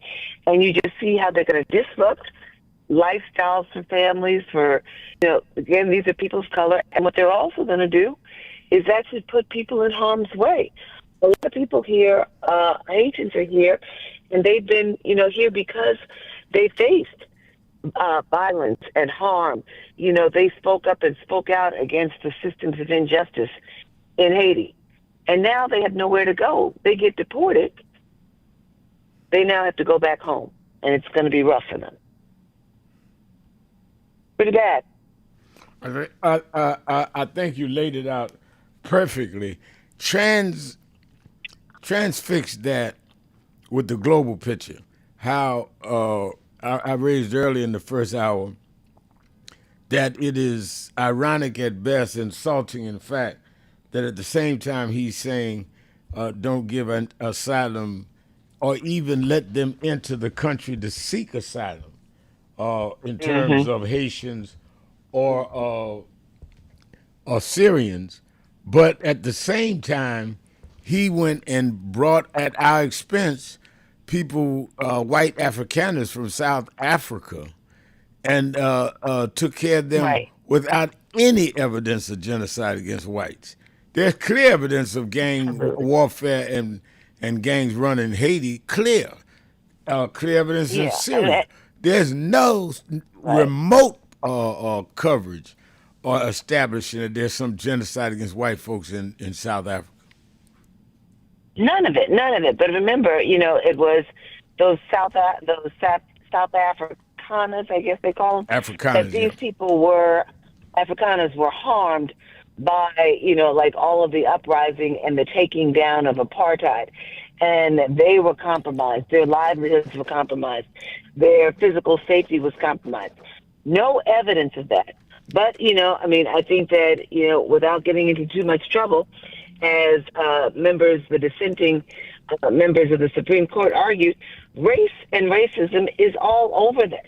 Right. All over this.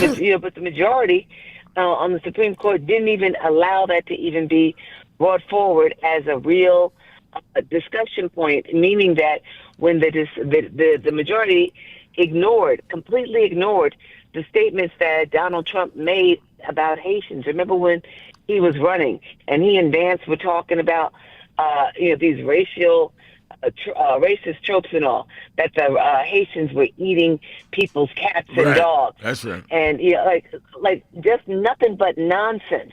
And it spoke to the racist nature that lies within them. Now, race, like discrimination in these activities, in immigration activities, and in TPS, is a violation of the Constitution. So what did the majority Supreme Court do? They acted as though that was a non-issue and wouldn't allow it to come forward. It's just like, it's the most heinous of activities, or decisions, I should say, when you appreciate that now you have 350,000 or more Haitians facing deportation, and with it, their lives are now in peril.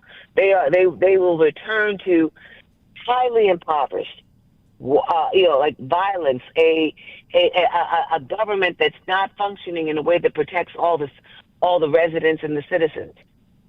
But they don't care because they're not of the white hue, the right hue. I said white hue, but the right hue.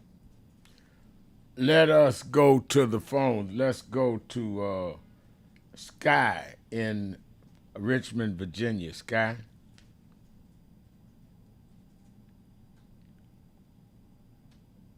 Is Sky there? She must not be there. I do not hear Sky. Let's go to David in San Francisco.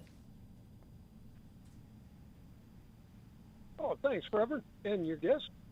I don't know if you caught the Postmaster General was on the Hill yesterday, and he was basically asked, "Are you going to deliver the mail of mail-in ballots if the states don't submit all of their voter data to Washington, D.C.?" And the Postmaster General said, no, they're not going to be delivered.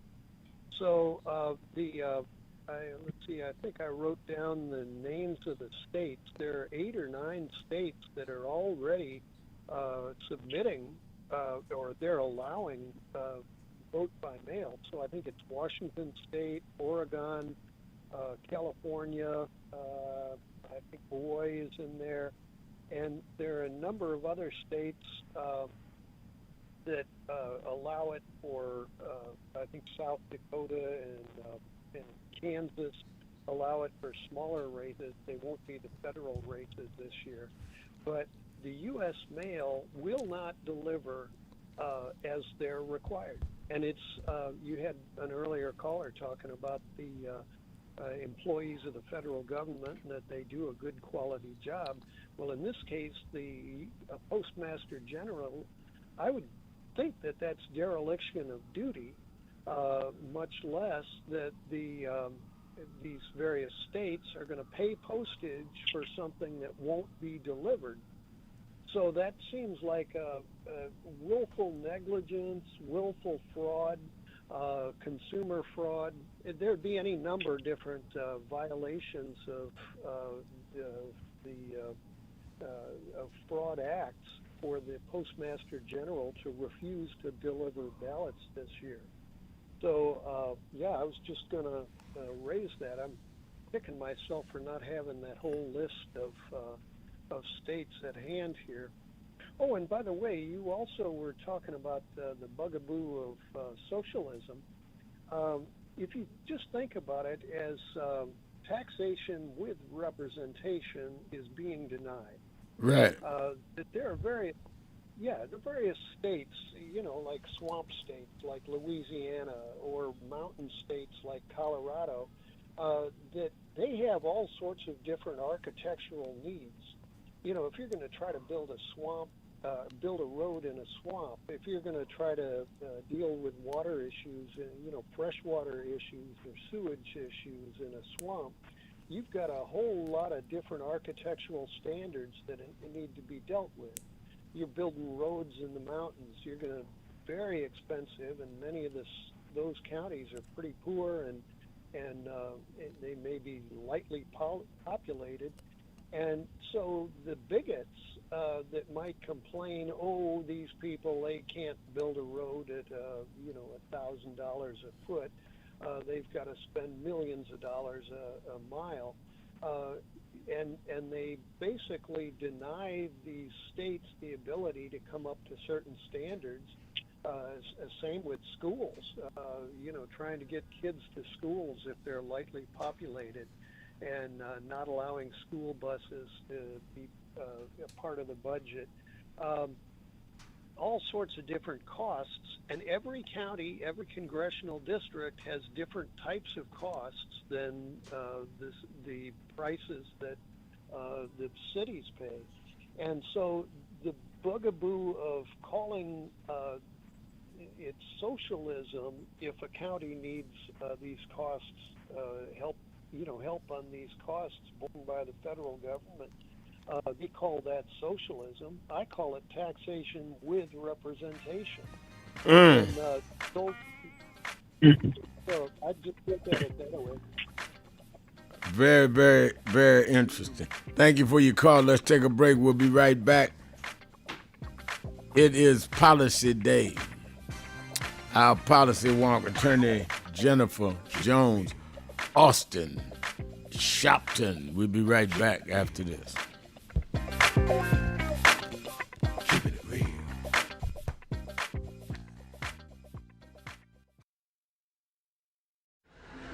The only thing that will matter 2 minutes after you're gone is what you did for more than yourself.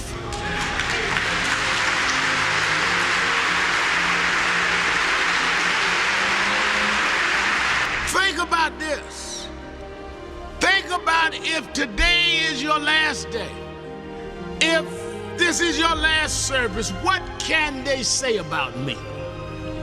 And if you're not satisfied with your own answer, you should leave here today working on yourself and building on what you need to build. Because God is here. He's available to you if you but use what he's giving you to be more than self-indulgent.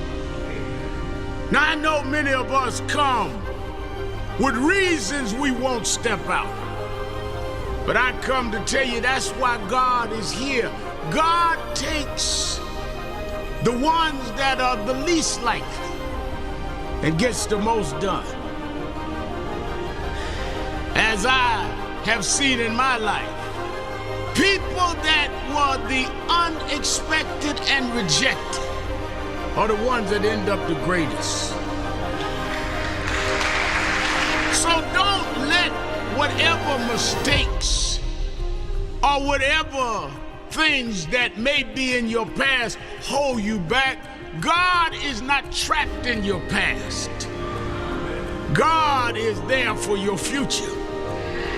And he's there that every day you wake up was a divine decision he made to give you another opportunity to serve.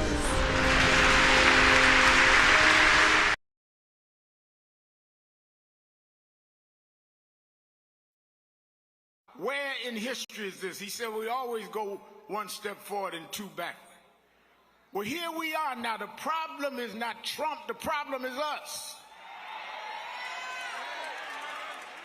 We are allowing ourselves to be lowered and our children to feel inferior because you don't have an I am somebody person. You got our artists calling our women bees. Our others calling us niggas. What happened to us? What happened to black and proud? What happened? I'm gonna vote. What happened? Ain't gonna let nobody turn me around. What happened to us? I remember I was 12 years old. I was a boy preacher in the Church of God in Christ. Bishop Shear knew my bishop, Bishop Washington. Bishop Washington, my mother was concerned I was getting into politics. They brought us to Reverend William Jones. His daughter's traveling with us. And Reverend Jones introduced me to Jesse Jackson. I became his youth director in New York at 13. I liked Reverend Jackson because he was a little hipper than the older preachers. He was 27, I was 13 by the time I became youth director. So he was like a father figure to me. When I got about 40, he said, quit calling me father, call me big brother. We went to the car center, and James Meeks and Jesse Jr. and I had dinner with him that night. And that's where he said to Al, Meeks, Jesse Jr., y'all are my disciples. And we said, disciples? And for years we joked each other. I'd come in the room and Junior said, here's disciple number one. But discipleship meant you carried forth the vision. The next day, he took me on the ferry to Goree Island, Mrs. Jackson. On Goree Island, he showed me where the slave camps were. And I will never forget, he said, Al, you see what that artifact is? I said, what's that? He said, they call it the door of no return. When you go through that door, you either made it to America to slavery, or you died in the Atlantic. The door of no return. But I talked to him about 3 years ago, and I reminded him, I said, remember when you brought me to the door of no return? He said, yeah. I said, well, we did return. We returned the President of the United States, Barack Obama. We returned the Vice President, Kamala Harris. We returned with businessmen. They thought they sent us as slaves. We came back as global liberators. The problem is that too many of us did not join the movements that sponsored us. And there was a breakout in 2024 called Negro Amnesia, where you forgot where you came from and forgot how you got where you got. Therefore, they're trying to take back everything you had.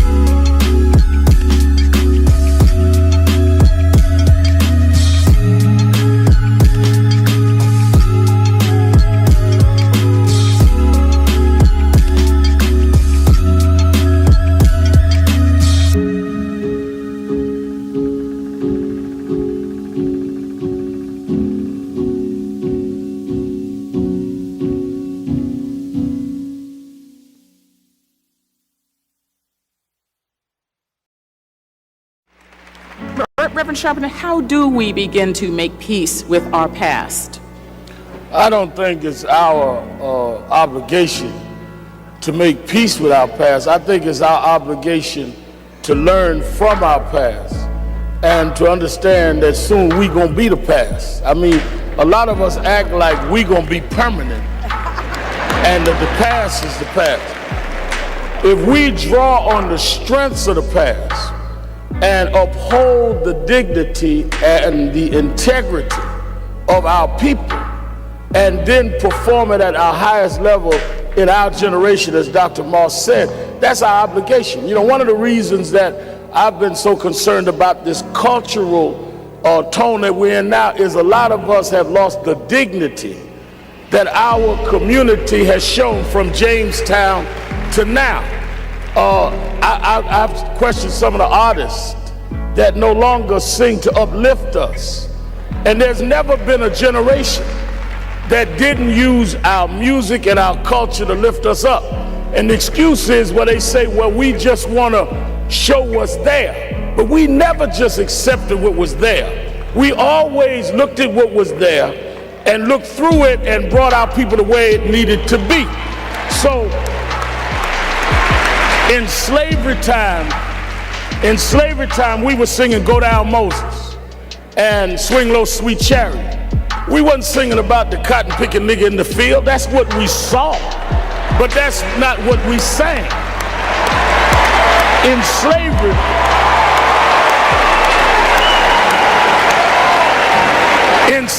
in segregation time, we were singing We Shall Overcome. Ain't gonna let nobody turn me around. We wasn't singing the hoe in the back of the bus. So where is this coming from? And that's what we need to challenge. I wish, all of this about our friend Barack announcing today, I wish Obama had announced here. Because Lincoln did not free us. The abolitionist movement freed us. Lincoln accommodated to freedom fighters. He was not a freedom fighter. Kennedy accommodated the king. Johnson accommodated the king. We got to quit giving the wrong people credit for our history.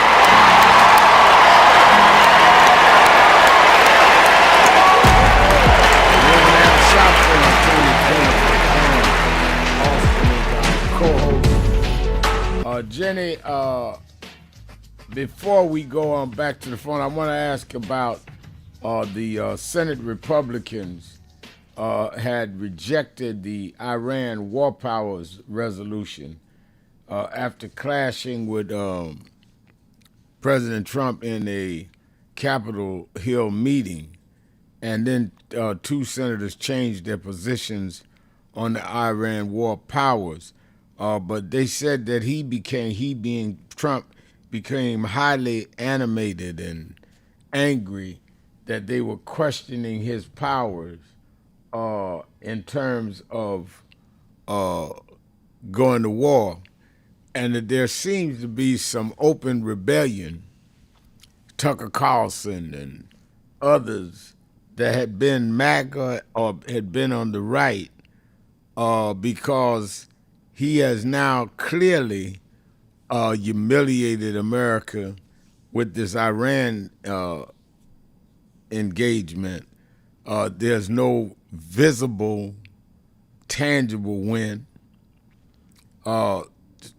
Gas prices, oil has gone up, and it may go down a little, but you're not going to get back the money you lost. And it was for what? And the regime in Iran has not changed. It's the children of the ones that had it before them, and probably they're more of a dictatorship than their parents were.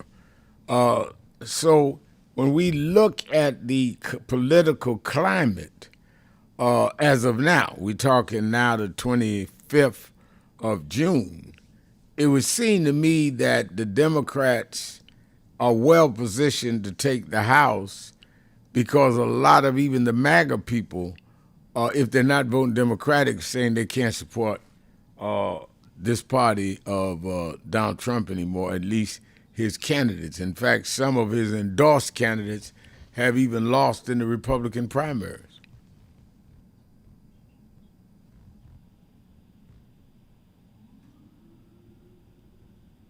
I don't hear Jenny. Sir, are you there? Yeah, I'm here. I'm right here. Can you hear me, sir? Oh, as you talked, what I kept thinking about is, Trump is he continuously gets in his way and in the way of his party.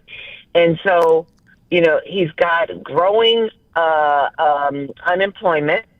He's got a rising inflation. He continues to say there's no affordability crisis. And even when he says he's going to hold a press conference or a rally on affordability, he doesn't even touch it, right? And so then you add all of that with the Iranian war that has been, in part, the cause of rising inflation with the rise of fuel and energy costs. Food costs are on the rise. So all of these things are ticking up. And again, I said the unemployment's ticking up. And when he has a chance to do something about it with the housing affordability bill, he shuns that. So that he can have his way with the Save Act, which is going to remove many people off of the voting rosters. The point that I'm making is that you've got senators and and House members, representatives on the Republican side. They're seeing the writing on the wall. And they're trying to figure out how to get a little bit of backbone because they know that Trump may not be here in 2 years or shouldn't be here in 2 years, but they're trying to stay the course. But it's kind of too late. And they're trying to beat him at his game, but they've been playing the game with him so long that they didn't get caught up in it nonetheless. And so when they had an opportunity to pass the affordable housing bill, what is being lauded as one of the biggest housing bills in recent history to create more affordable housing and home ownership for people who are struggling to live economically secure, Trump gets in the way of that. So they're in a bad way. And, you mentioned, a little bit about the Democrats. The question really is whether or not the Democrats can capitalize on this because, the Democrats, too, were looking to use this affordability housing bill to their advantage. And, it's just one big hot mess. And at this particular point, I think it's going to look like. Let's go to the sage of the South, Brother Jihad in Atlanta. Brother Jihad, you're keeping it real with Sharpton and Jones Austin. Good afternoon to both of you. Good afternoon. Good. Reverend Sharpton, there's a reason you and the Reverend Jesse Jackson are some of the most brilliant minds, not just among our people, but among the world. I saw earlier how people were trying to pull you into this black issue, black thing, and how you basically stuck to your principles and basically explained it to them in a profound way, in the way in which I'm going to ask Ms. Austin to add to it in a second. And I just wanted to thank you for that, to be honest with you. The trap that they were setting, attempting to set, and I thank you for being Al Sharpton, to be honest with you, for being Al Sharpton. Well, thank you. It wasn't a surprise, you know what I mean? Thank you. But what I would like to say, I'd like to ask the question, did Mandani cheat yesterday? Did they cheat in the election? Is there an allegation of cheating?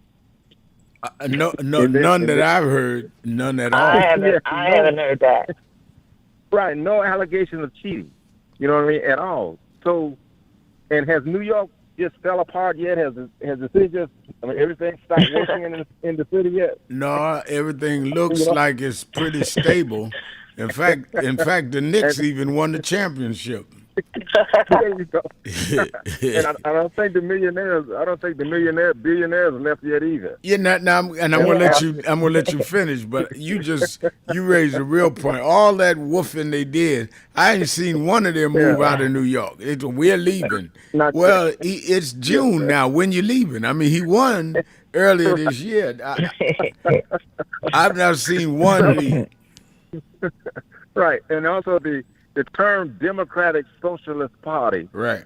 Because the Republicans are trying to twist that into socialism that we oppose, or just complete socialism. And then it seems that some of the Democratic people are falling for the trap, like you said earlier. Yeah. Why fall for that particular trap? Yeah. You know what I mean? And Ms. Austin, what I wanted you to comment on, could you tell me, because this will explain, in the race in New York, what policies, because what those people were also saying is that the people who voted are stupid. But did the people respond to policies that they were hearing from these new people that took over? Or did they just respond to color, that it was either white, black or half black or whatever? You know what I mean? That's what, and also, I like to say for people, when you go in the booth from now on, don't say anything and don't push anything. Just let your skin do the voting. Just let your skin crawl off your body, your black skin, and push the button. Push the button. Let's see if that happens. Okay. So what I'll say to you, two quick things I'll say to you. I once had a back and forth earlier in the, last year as we were moving towards the election with a good man, a brother, and he said to me, what has socialism ever done for the masses of black people? And I looked him back in his face and I said, and are you asking the same question about capitalism? Right. What has capitalism on the whole done for the masses of black people? He couldn't answer that. I think that what we saw happen here in New York City with Mamdani's candidates is people are looking for somebody with a vision of something more. And, when I was a little girl, I used to hear people say all the time things like, reach for the moon and land on the stars. And I think that a lot of people feel like we're living in a society where people are telling you don't even think about whether you can touch the stars. And so when you have candidates who come forward and cast a vision of true affordability for everybody, true opportunity for everybody, and they come up with ideas about how that could be made possible, everything from tax the rich to if you're a rich person and you don't live in the city, but you've got a second home here, maybe you have a greater tax on that, to universal child care, greater housing. What they hear is somebody saying this is possible if we only lean in and envision something more and then work towards that. And I believe what happened when they started looking at some of the incumbents was they were trying to figure out, well, you've been in there. Maybe the only thing that I keep hearing from you for 10 years or however long is, I'm your God because we come from the same community. But people are saying right now, I'm your guy has to be more than we from the same community or we go to the same bodega. It has to be more than that. And if we win back the House and the Senate, I think that they will also increase the number of Supreme Court justices to offset that balance, offset that advantage that Trump had. So it's important that we win both. You know what I mean? Thanks a lot. I appreciate you all very much. All right, thank you for your call. Thank you for your call. I was saying earlier, Jenny, well, let me take the break. We'll talk on the other side of the break. Keeping it real. Sharpton, Jones, Austin. Be right back.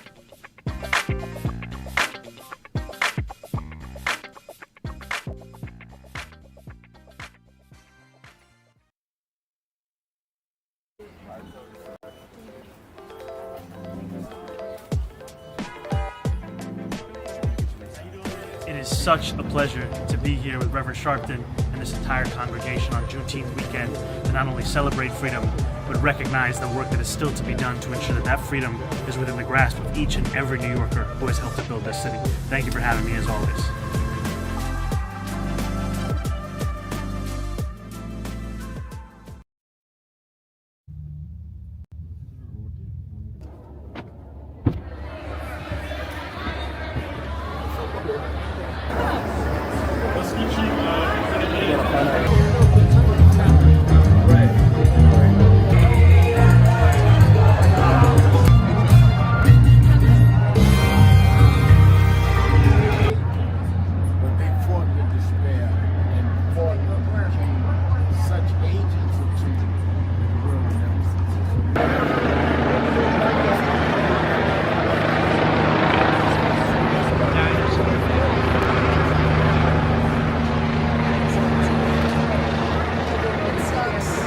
I'm surprised to see you here. Kathy Burns. Yeah, Kathy Burns. How are you? And my lovely wife, Lisa.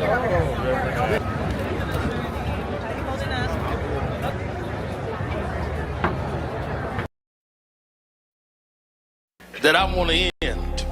He talked about the dry bones in the valley. I'll tell you that. The only reason that the wind could blow life into the bones is because at some point they had to be connected.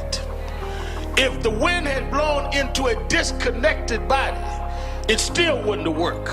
So before he prophesied to the wind, they had to first get the foot bone to connect to the ankle bone, and the ankle bone to the calf bone, and to the knee bone, and the knee bone to the thigh bone.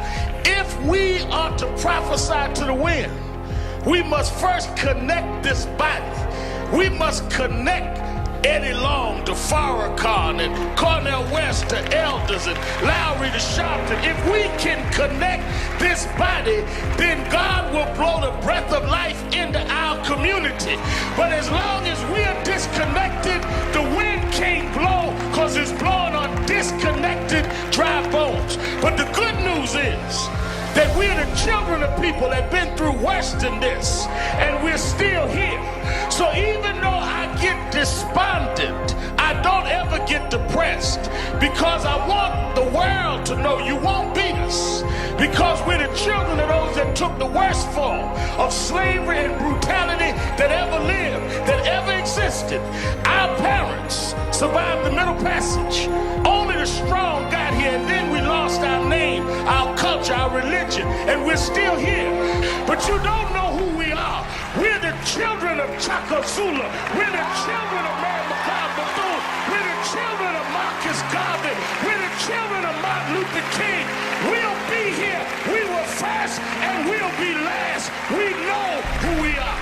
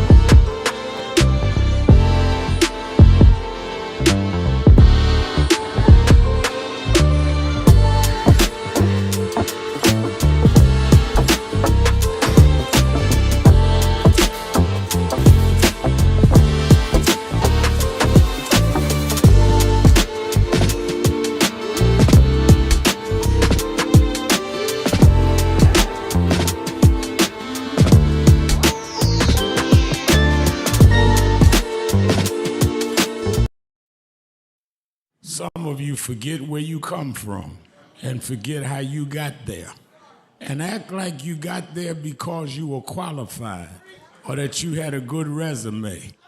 But some of us had to pay a price for your resume to even be read. Some of us had to take nights in jails and licks upside the head or shut out of boardrooms like Byron so you could walk down red carpets and act like you got there by yourself.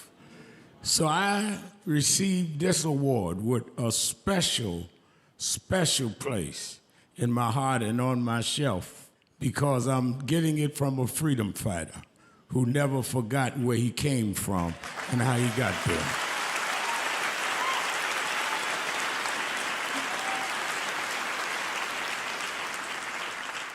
Yes, we've come a long way.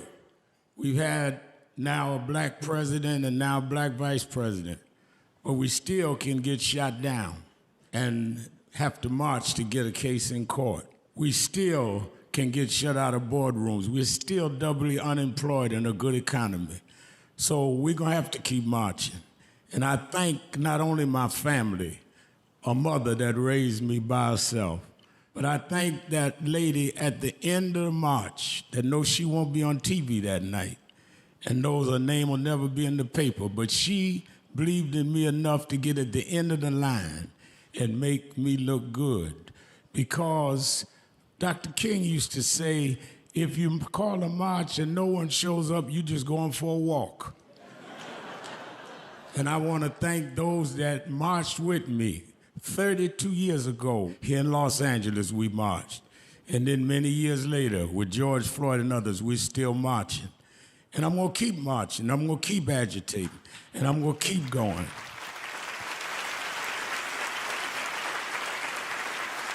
Until we don't have to do it anymore. Eddie, known you a long time. Mariah, Chris, and your kids. And I promise you this. The only thing that I really live for is I get up with this dream that every bigot, every racist, everyone in this country that hates will say, damn, he's up again.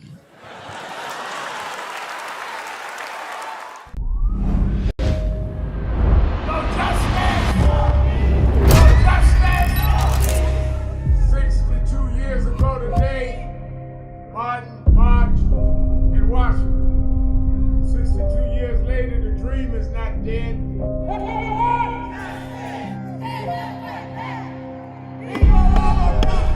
I'm here because I must be here.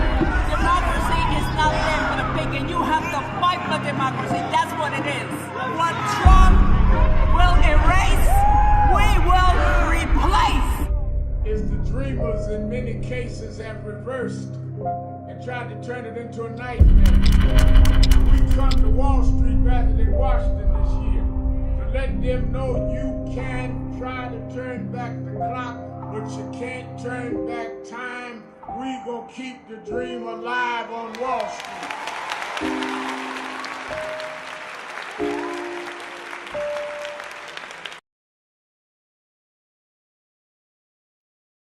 So who is Al Sharpton anyway? Who is this 33-year-old preacher without a church? A number of black New Yorkers as well. He is little more than a pudgy exhibitionist who can be counted on to show up, bullhorn in hand, at every racial incident.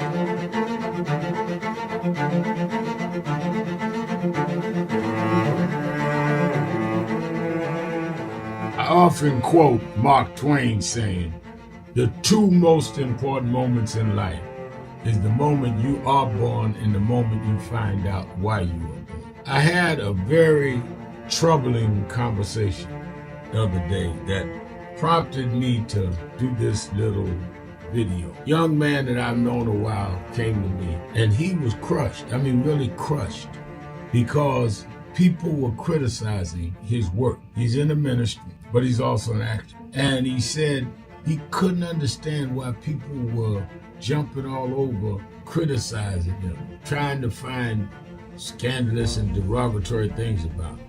And I told him, I said, you know, you very young. Keeping it real. You don't know the road I've traveled. They call me. I am your host, Reverend Al Sharpton, and we're back.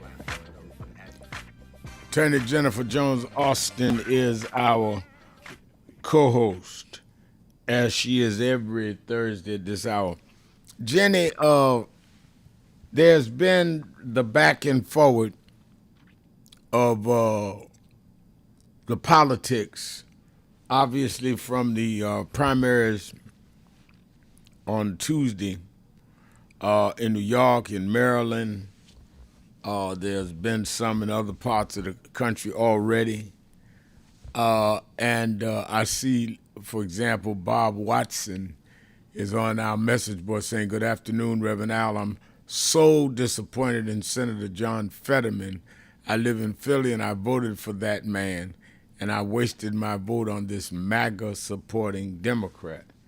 A lot of people feel that way about Fetterman, by the way.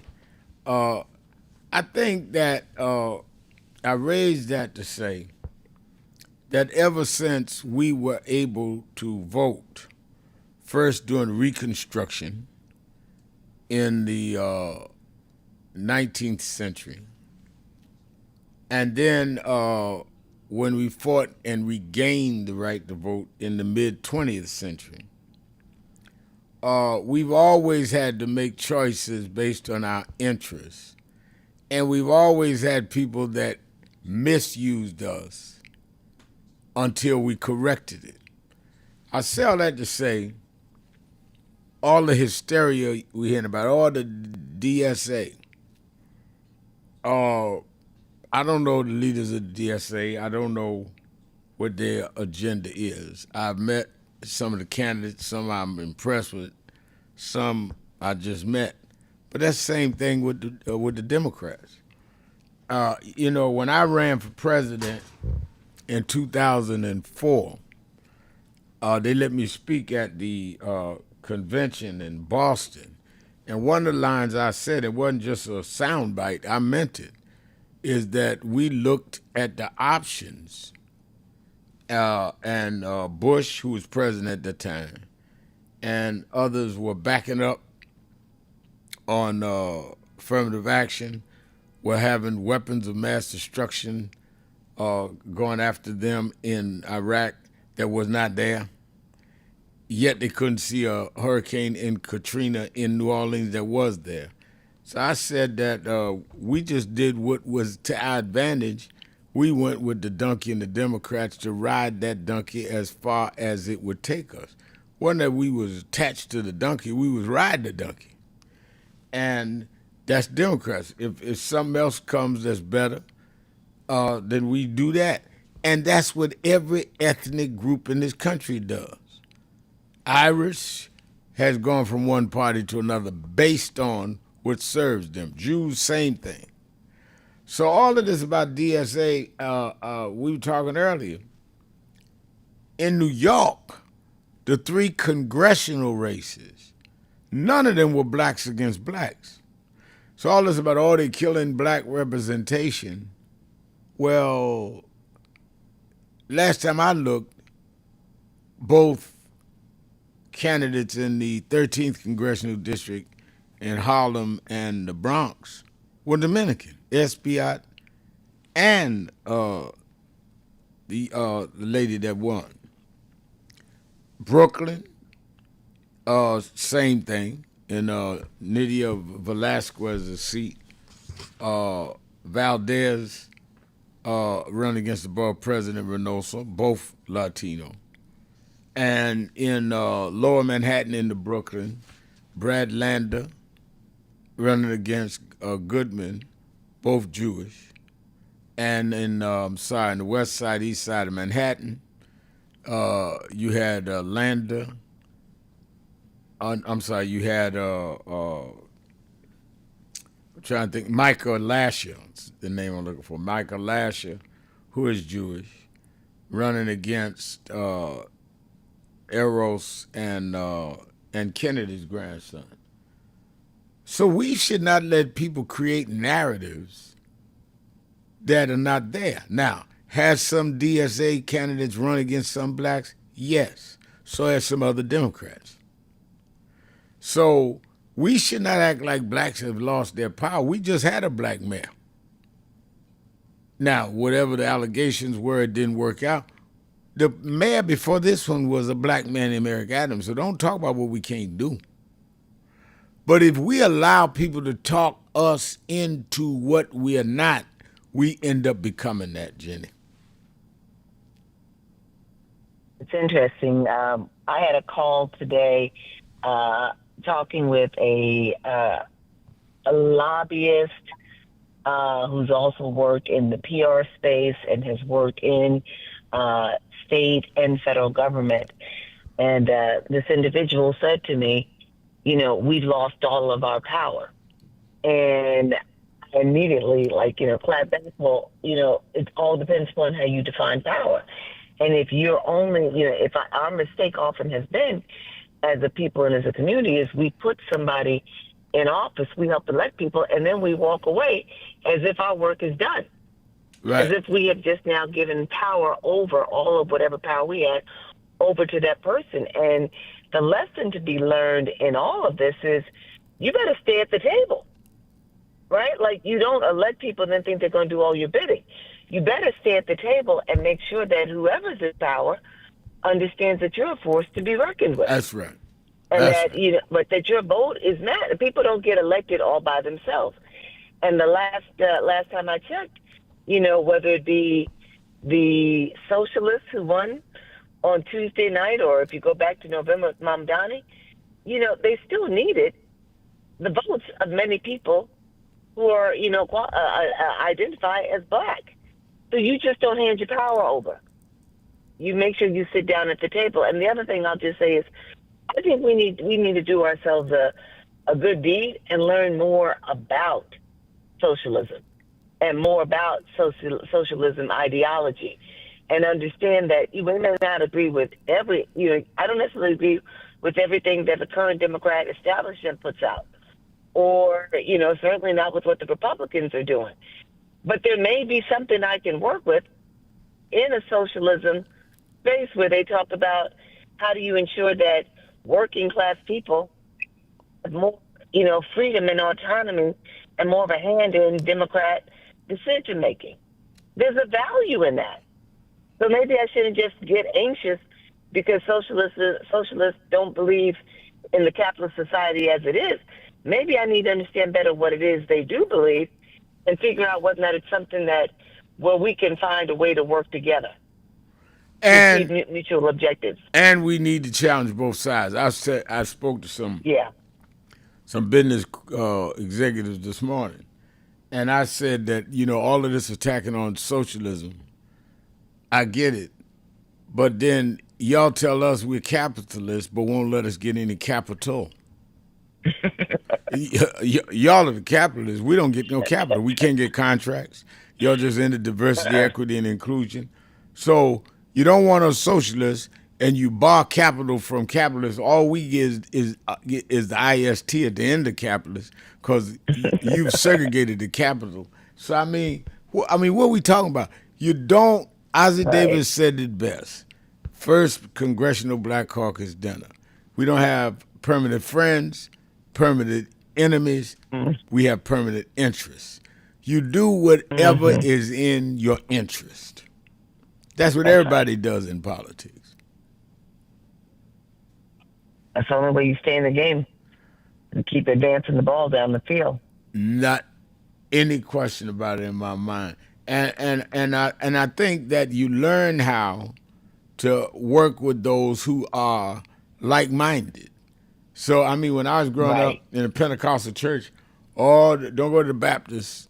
They ain't saved. They ain't got the Holy Ghost. And the Baptists, they too unsophisticated. They don't go to school. And then at some point, a lot of the Pentecostals were educated, and a lot of the Baptists were propagating the Holy Ghost, and they got together. So all of this separating ourselves only works to our mutual enemy. And some of the things that the Democratic Socialists are saying about the business community is correct. These are the same ones killing us with DEI. Some I don't agree with the analysis. And all the things that the Democrats are saying about we can't be run by zealots that have no sensitivity to us as a community is correct. But some of them are not zealots. I think, again, you've got to deal with things on a basis of what we went from, in New York, from Michael Bloomberg, a billionaire capitalist who you knew well, to Bill de Blasio, who was probably a socialist, unnamed socialist, from one to the other. And we extracted whatever we could from both of them. Right. I think about when you say that, one of the things that, we saw a lot of, and not done necessarily the way that we wanted it done. I shouldn't say not necessarily, certainly not the way that we wanted it done.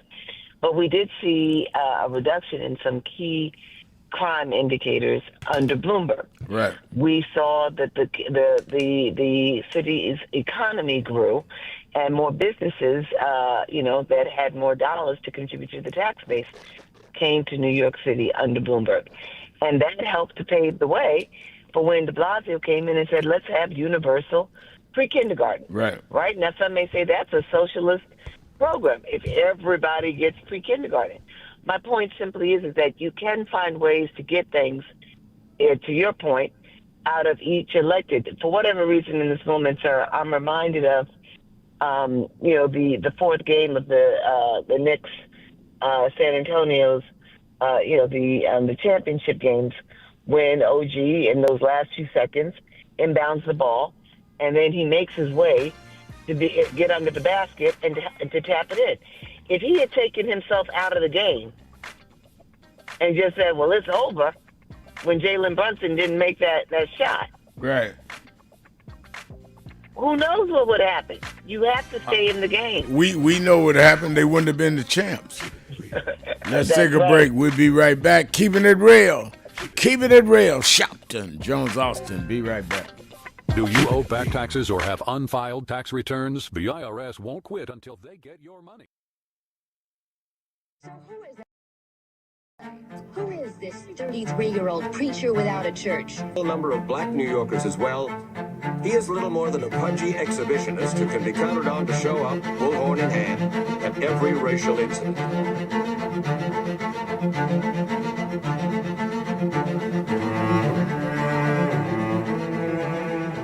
I often quote Mark Twain saying, the two most important moments in life is the moment you are born and the moment you find out why you were born. I had a very troubling conversation the other day that prompted me to do this little video. Young man that I've known a while came to me and he was crushed. I mean, really crushed, because people were criticizing his work. He's in the ministry, but he's also an actor. And he said he couldn't understand why people were jumping all over, criticizing him, trying to find scandalous and derogatory things about him. And I told him, I said, you know, you very young. You don't know the road I've traveled. They call me everything but a child of God. A blabbermouth, a loudmouth, too flamboyant, an agitator, a racist, I had to learn. Yeah, right. I was not defined by how others saw me. I was defined by how I saw myself and whether I was being true to myself. Some of you watching this don't like me. And it doesn't matter as long as I know what I'm doing and I like me for being real. So I'm doing this video to say to you, whoever you are and whatever you do, you may not be in ministry or social justice, none of this stuff, but don't live your life worried about opposition or people that don't like you. You can turn that around. Use me as an example. The same people that call me a scam artist, a con artist, a sellout, or racial hustler and all, I kept going. And the people I respected started respecting and publicly embracing my work. When Coretta Scott King, the widow of Dr. Martin Luther King Jr., had this to say about Al Sharpton. A leader who has protested injustice with a passionate, unrelenting commitment to nonviolent action in the spirit and tradition of Martin Luther King Jr. And I am talking about your leader, our leader, the Reverend Al Sharpton. The other thing that hasn't changed is the National Action Network's commitment to fight injustice and inequality here in New York City and across America. And that's not only a testament to Reverend Sharpton, it's a testament to all of you who are here tonight. First and foremost, to Reverend Sharpton. I saw him when he first came on the scene, and I have marveled at his tenacity, at the development of his intellect, and his devotion to our movement, and much he has contributed to the world we are experiencing. I am honored, and I must say that when I had my debate with Dr. King on the issue of the church and religion, he didn't warn me that after his departure, his space would be filled by another preacher, and that preacher would be Al Sharpton. All you want in life is people that matter to you to say you did all right. And more important, that you can look in the mirror and say you did all right. Thank you, Rev. Thanks for that introduction. Look, we've known each other for a long time. I'm grateful not only for your leadership and partnership, but quite frankly, more importantly, for your friendship. And thanks to all of you, members of our nation's most important civil rights organization. You have been, over all of your years, such an extraordinary leader. You are a voice of truth, a voice of conscience, a voice of practicality around what we must address and what we can do. And I thank you so much for your friendship. I remember that most of the youth around Al's age He was about 12. Wanted to be like Connie Hawkins, a great basketball player, legend. Or Earl the Pearl, or Clyde Frazier. Al wanted to be like Adam Powell, a powerful preacher with a social justice gospel. He was very close to, at that time, the Reverend William Augustus Jones, powerful preacher and social justice advocate, and Reverend Gardner Taylor, who stayed right down the street, and Bishop Washington, whose church he came from, and Reverend Sandy Ray. He wanted to be like these giant preachers. He wanted them to have the edge, however, of the King's social justice dimension. He wanted to be like them. Now he's one of them. Perhaps taller than most of them because of the risks he has taken and the reward God has given him with his gift. I remember so well that first escorted him to jail. He was around 13 years old. With the jail fighting the ANP. He was in the lineage of our struggle. He grew up in it. We didn't just see him on TV one night. He didn't happen. He came bottom up, not top down.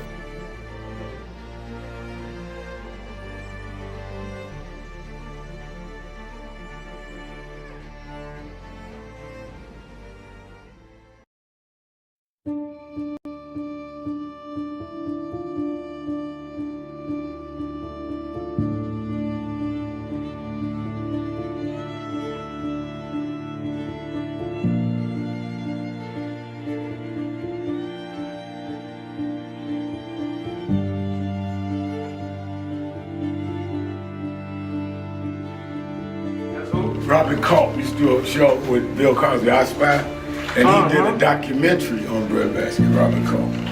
Oh, wow. You need to see that documentary. It's great. Absolutely.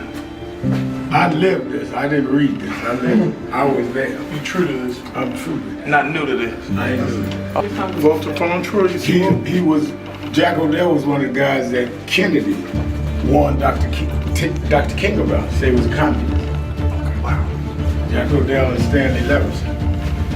And Reverend brought him in. Nobody else in the movement would deal with Jack. Reverend brought him in. Oh, yeah. Sure. Just us. Just us. But there's stories behind all of it. It didn't just happen.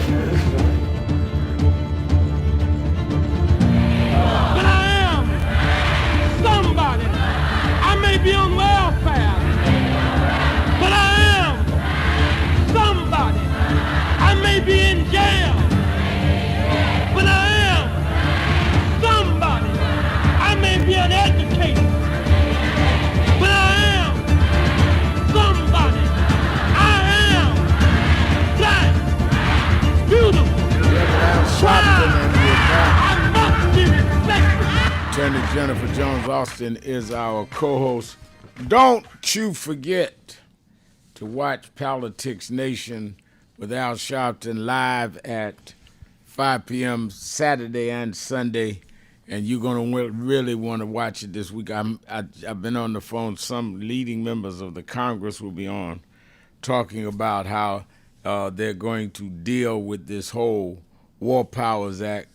I'm going to have some of our leaders talk about what is going on with the whole deportation issue and this new Supreme Court ruling around Haiti and Syria and what it means and how that it can be combated.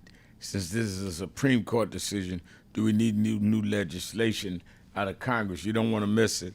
I'm going to have on Duralisa, I hope I'm saying the name, Duralisa Chevalier, the winner of the congressional primary in Harlem and Washington Heights, beat Esbiat and let her speak for herself. She'll also be at the Saturday Action Rally. Wants to thank voters in Harlem. They gave almost equal votes to Esbiat.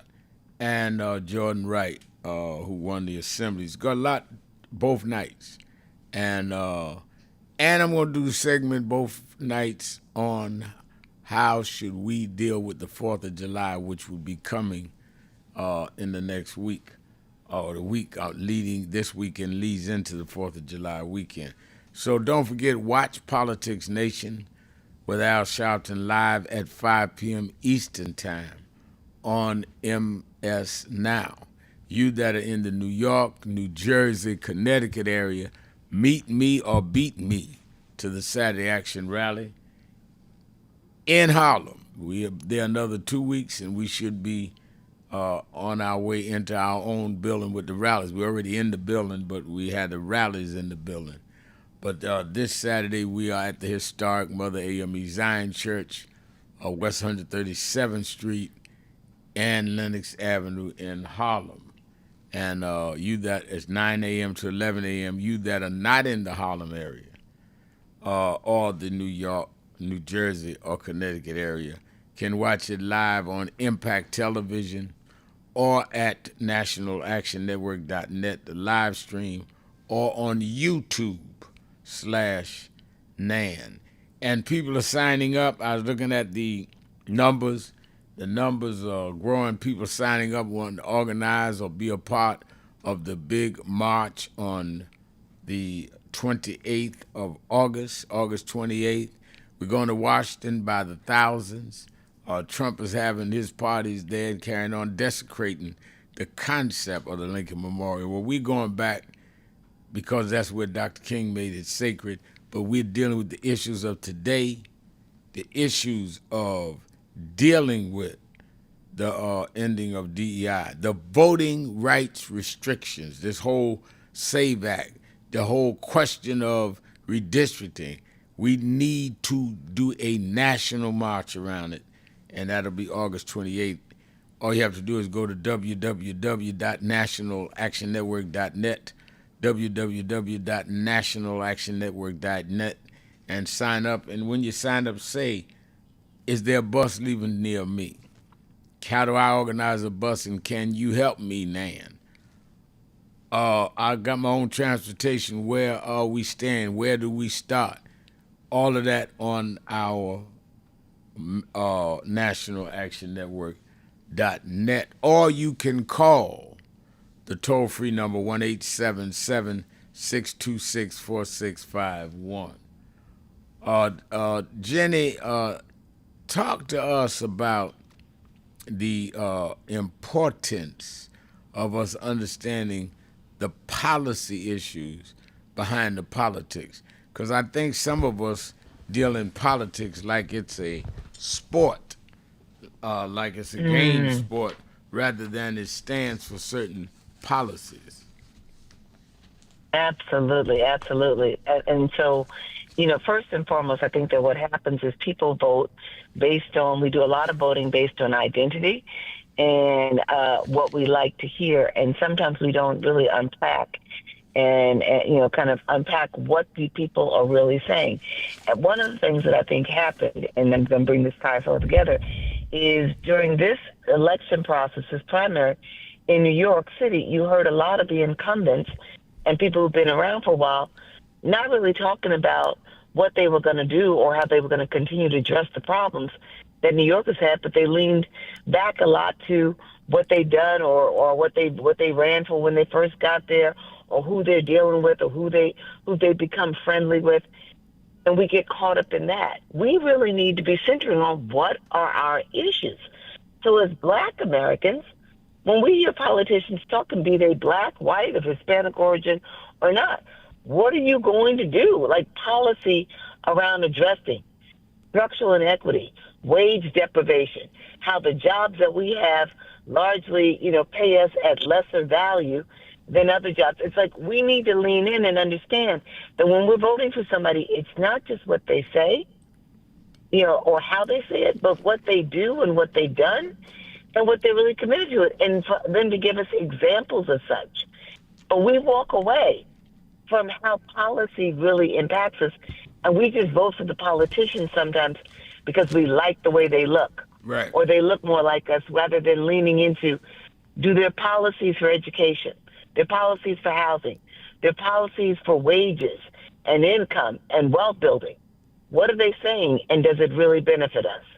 We don't really lean in the way that we should.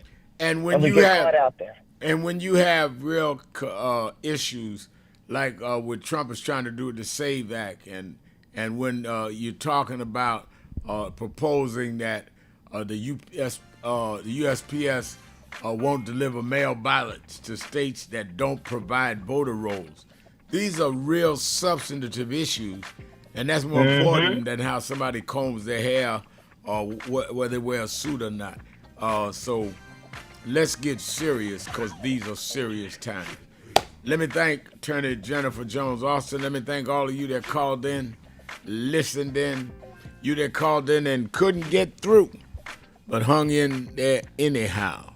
Remember, whatever you do, wherever you go, however you feel, tell somebody, tell anybody, tell everybody. Reverend Al told you personally, keep it real. Keep it real. Keep it real. I'll talk to you tomorrow.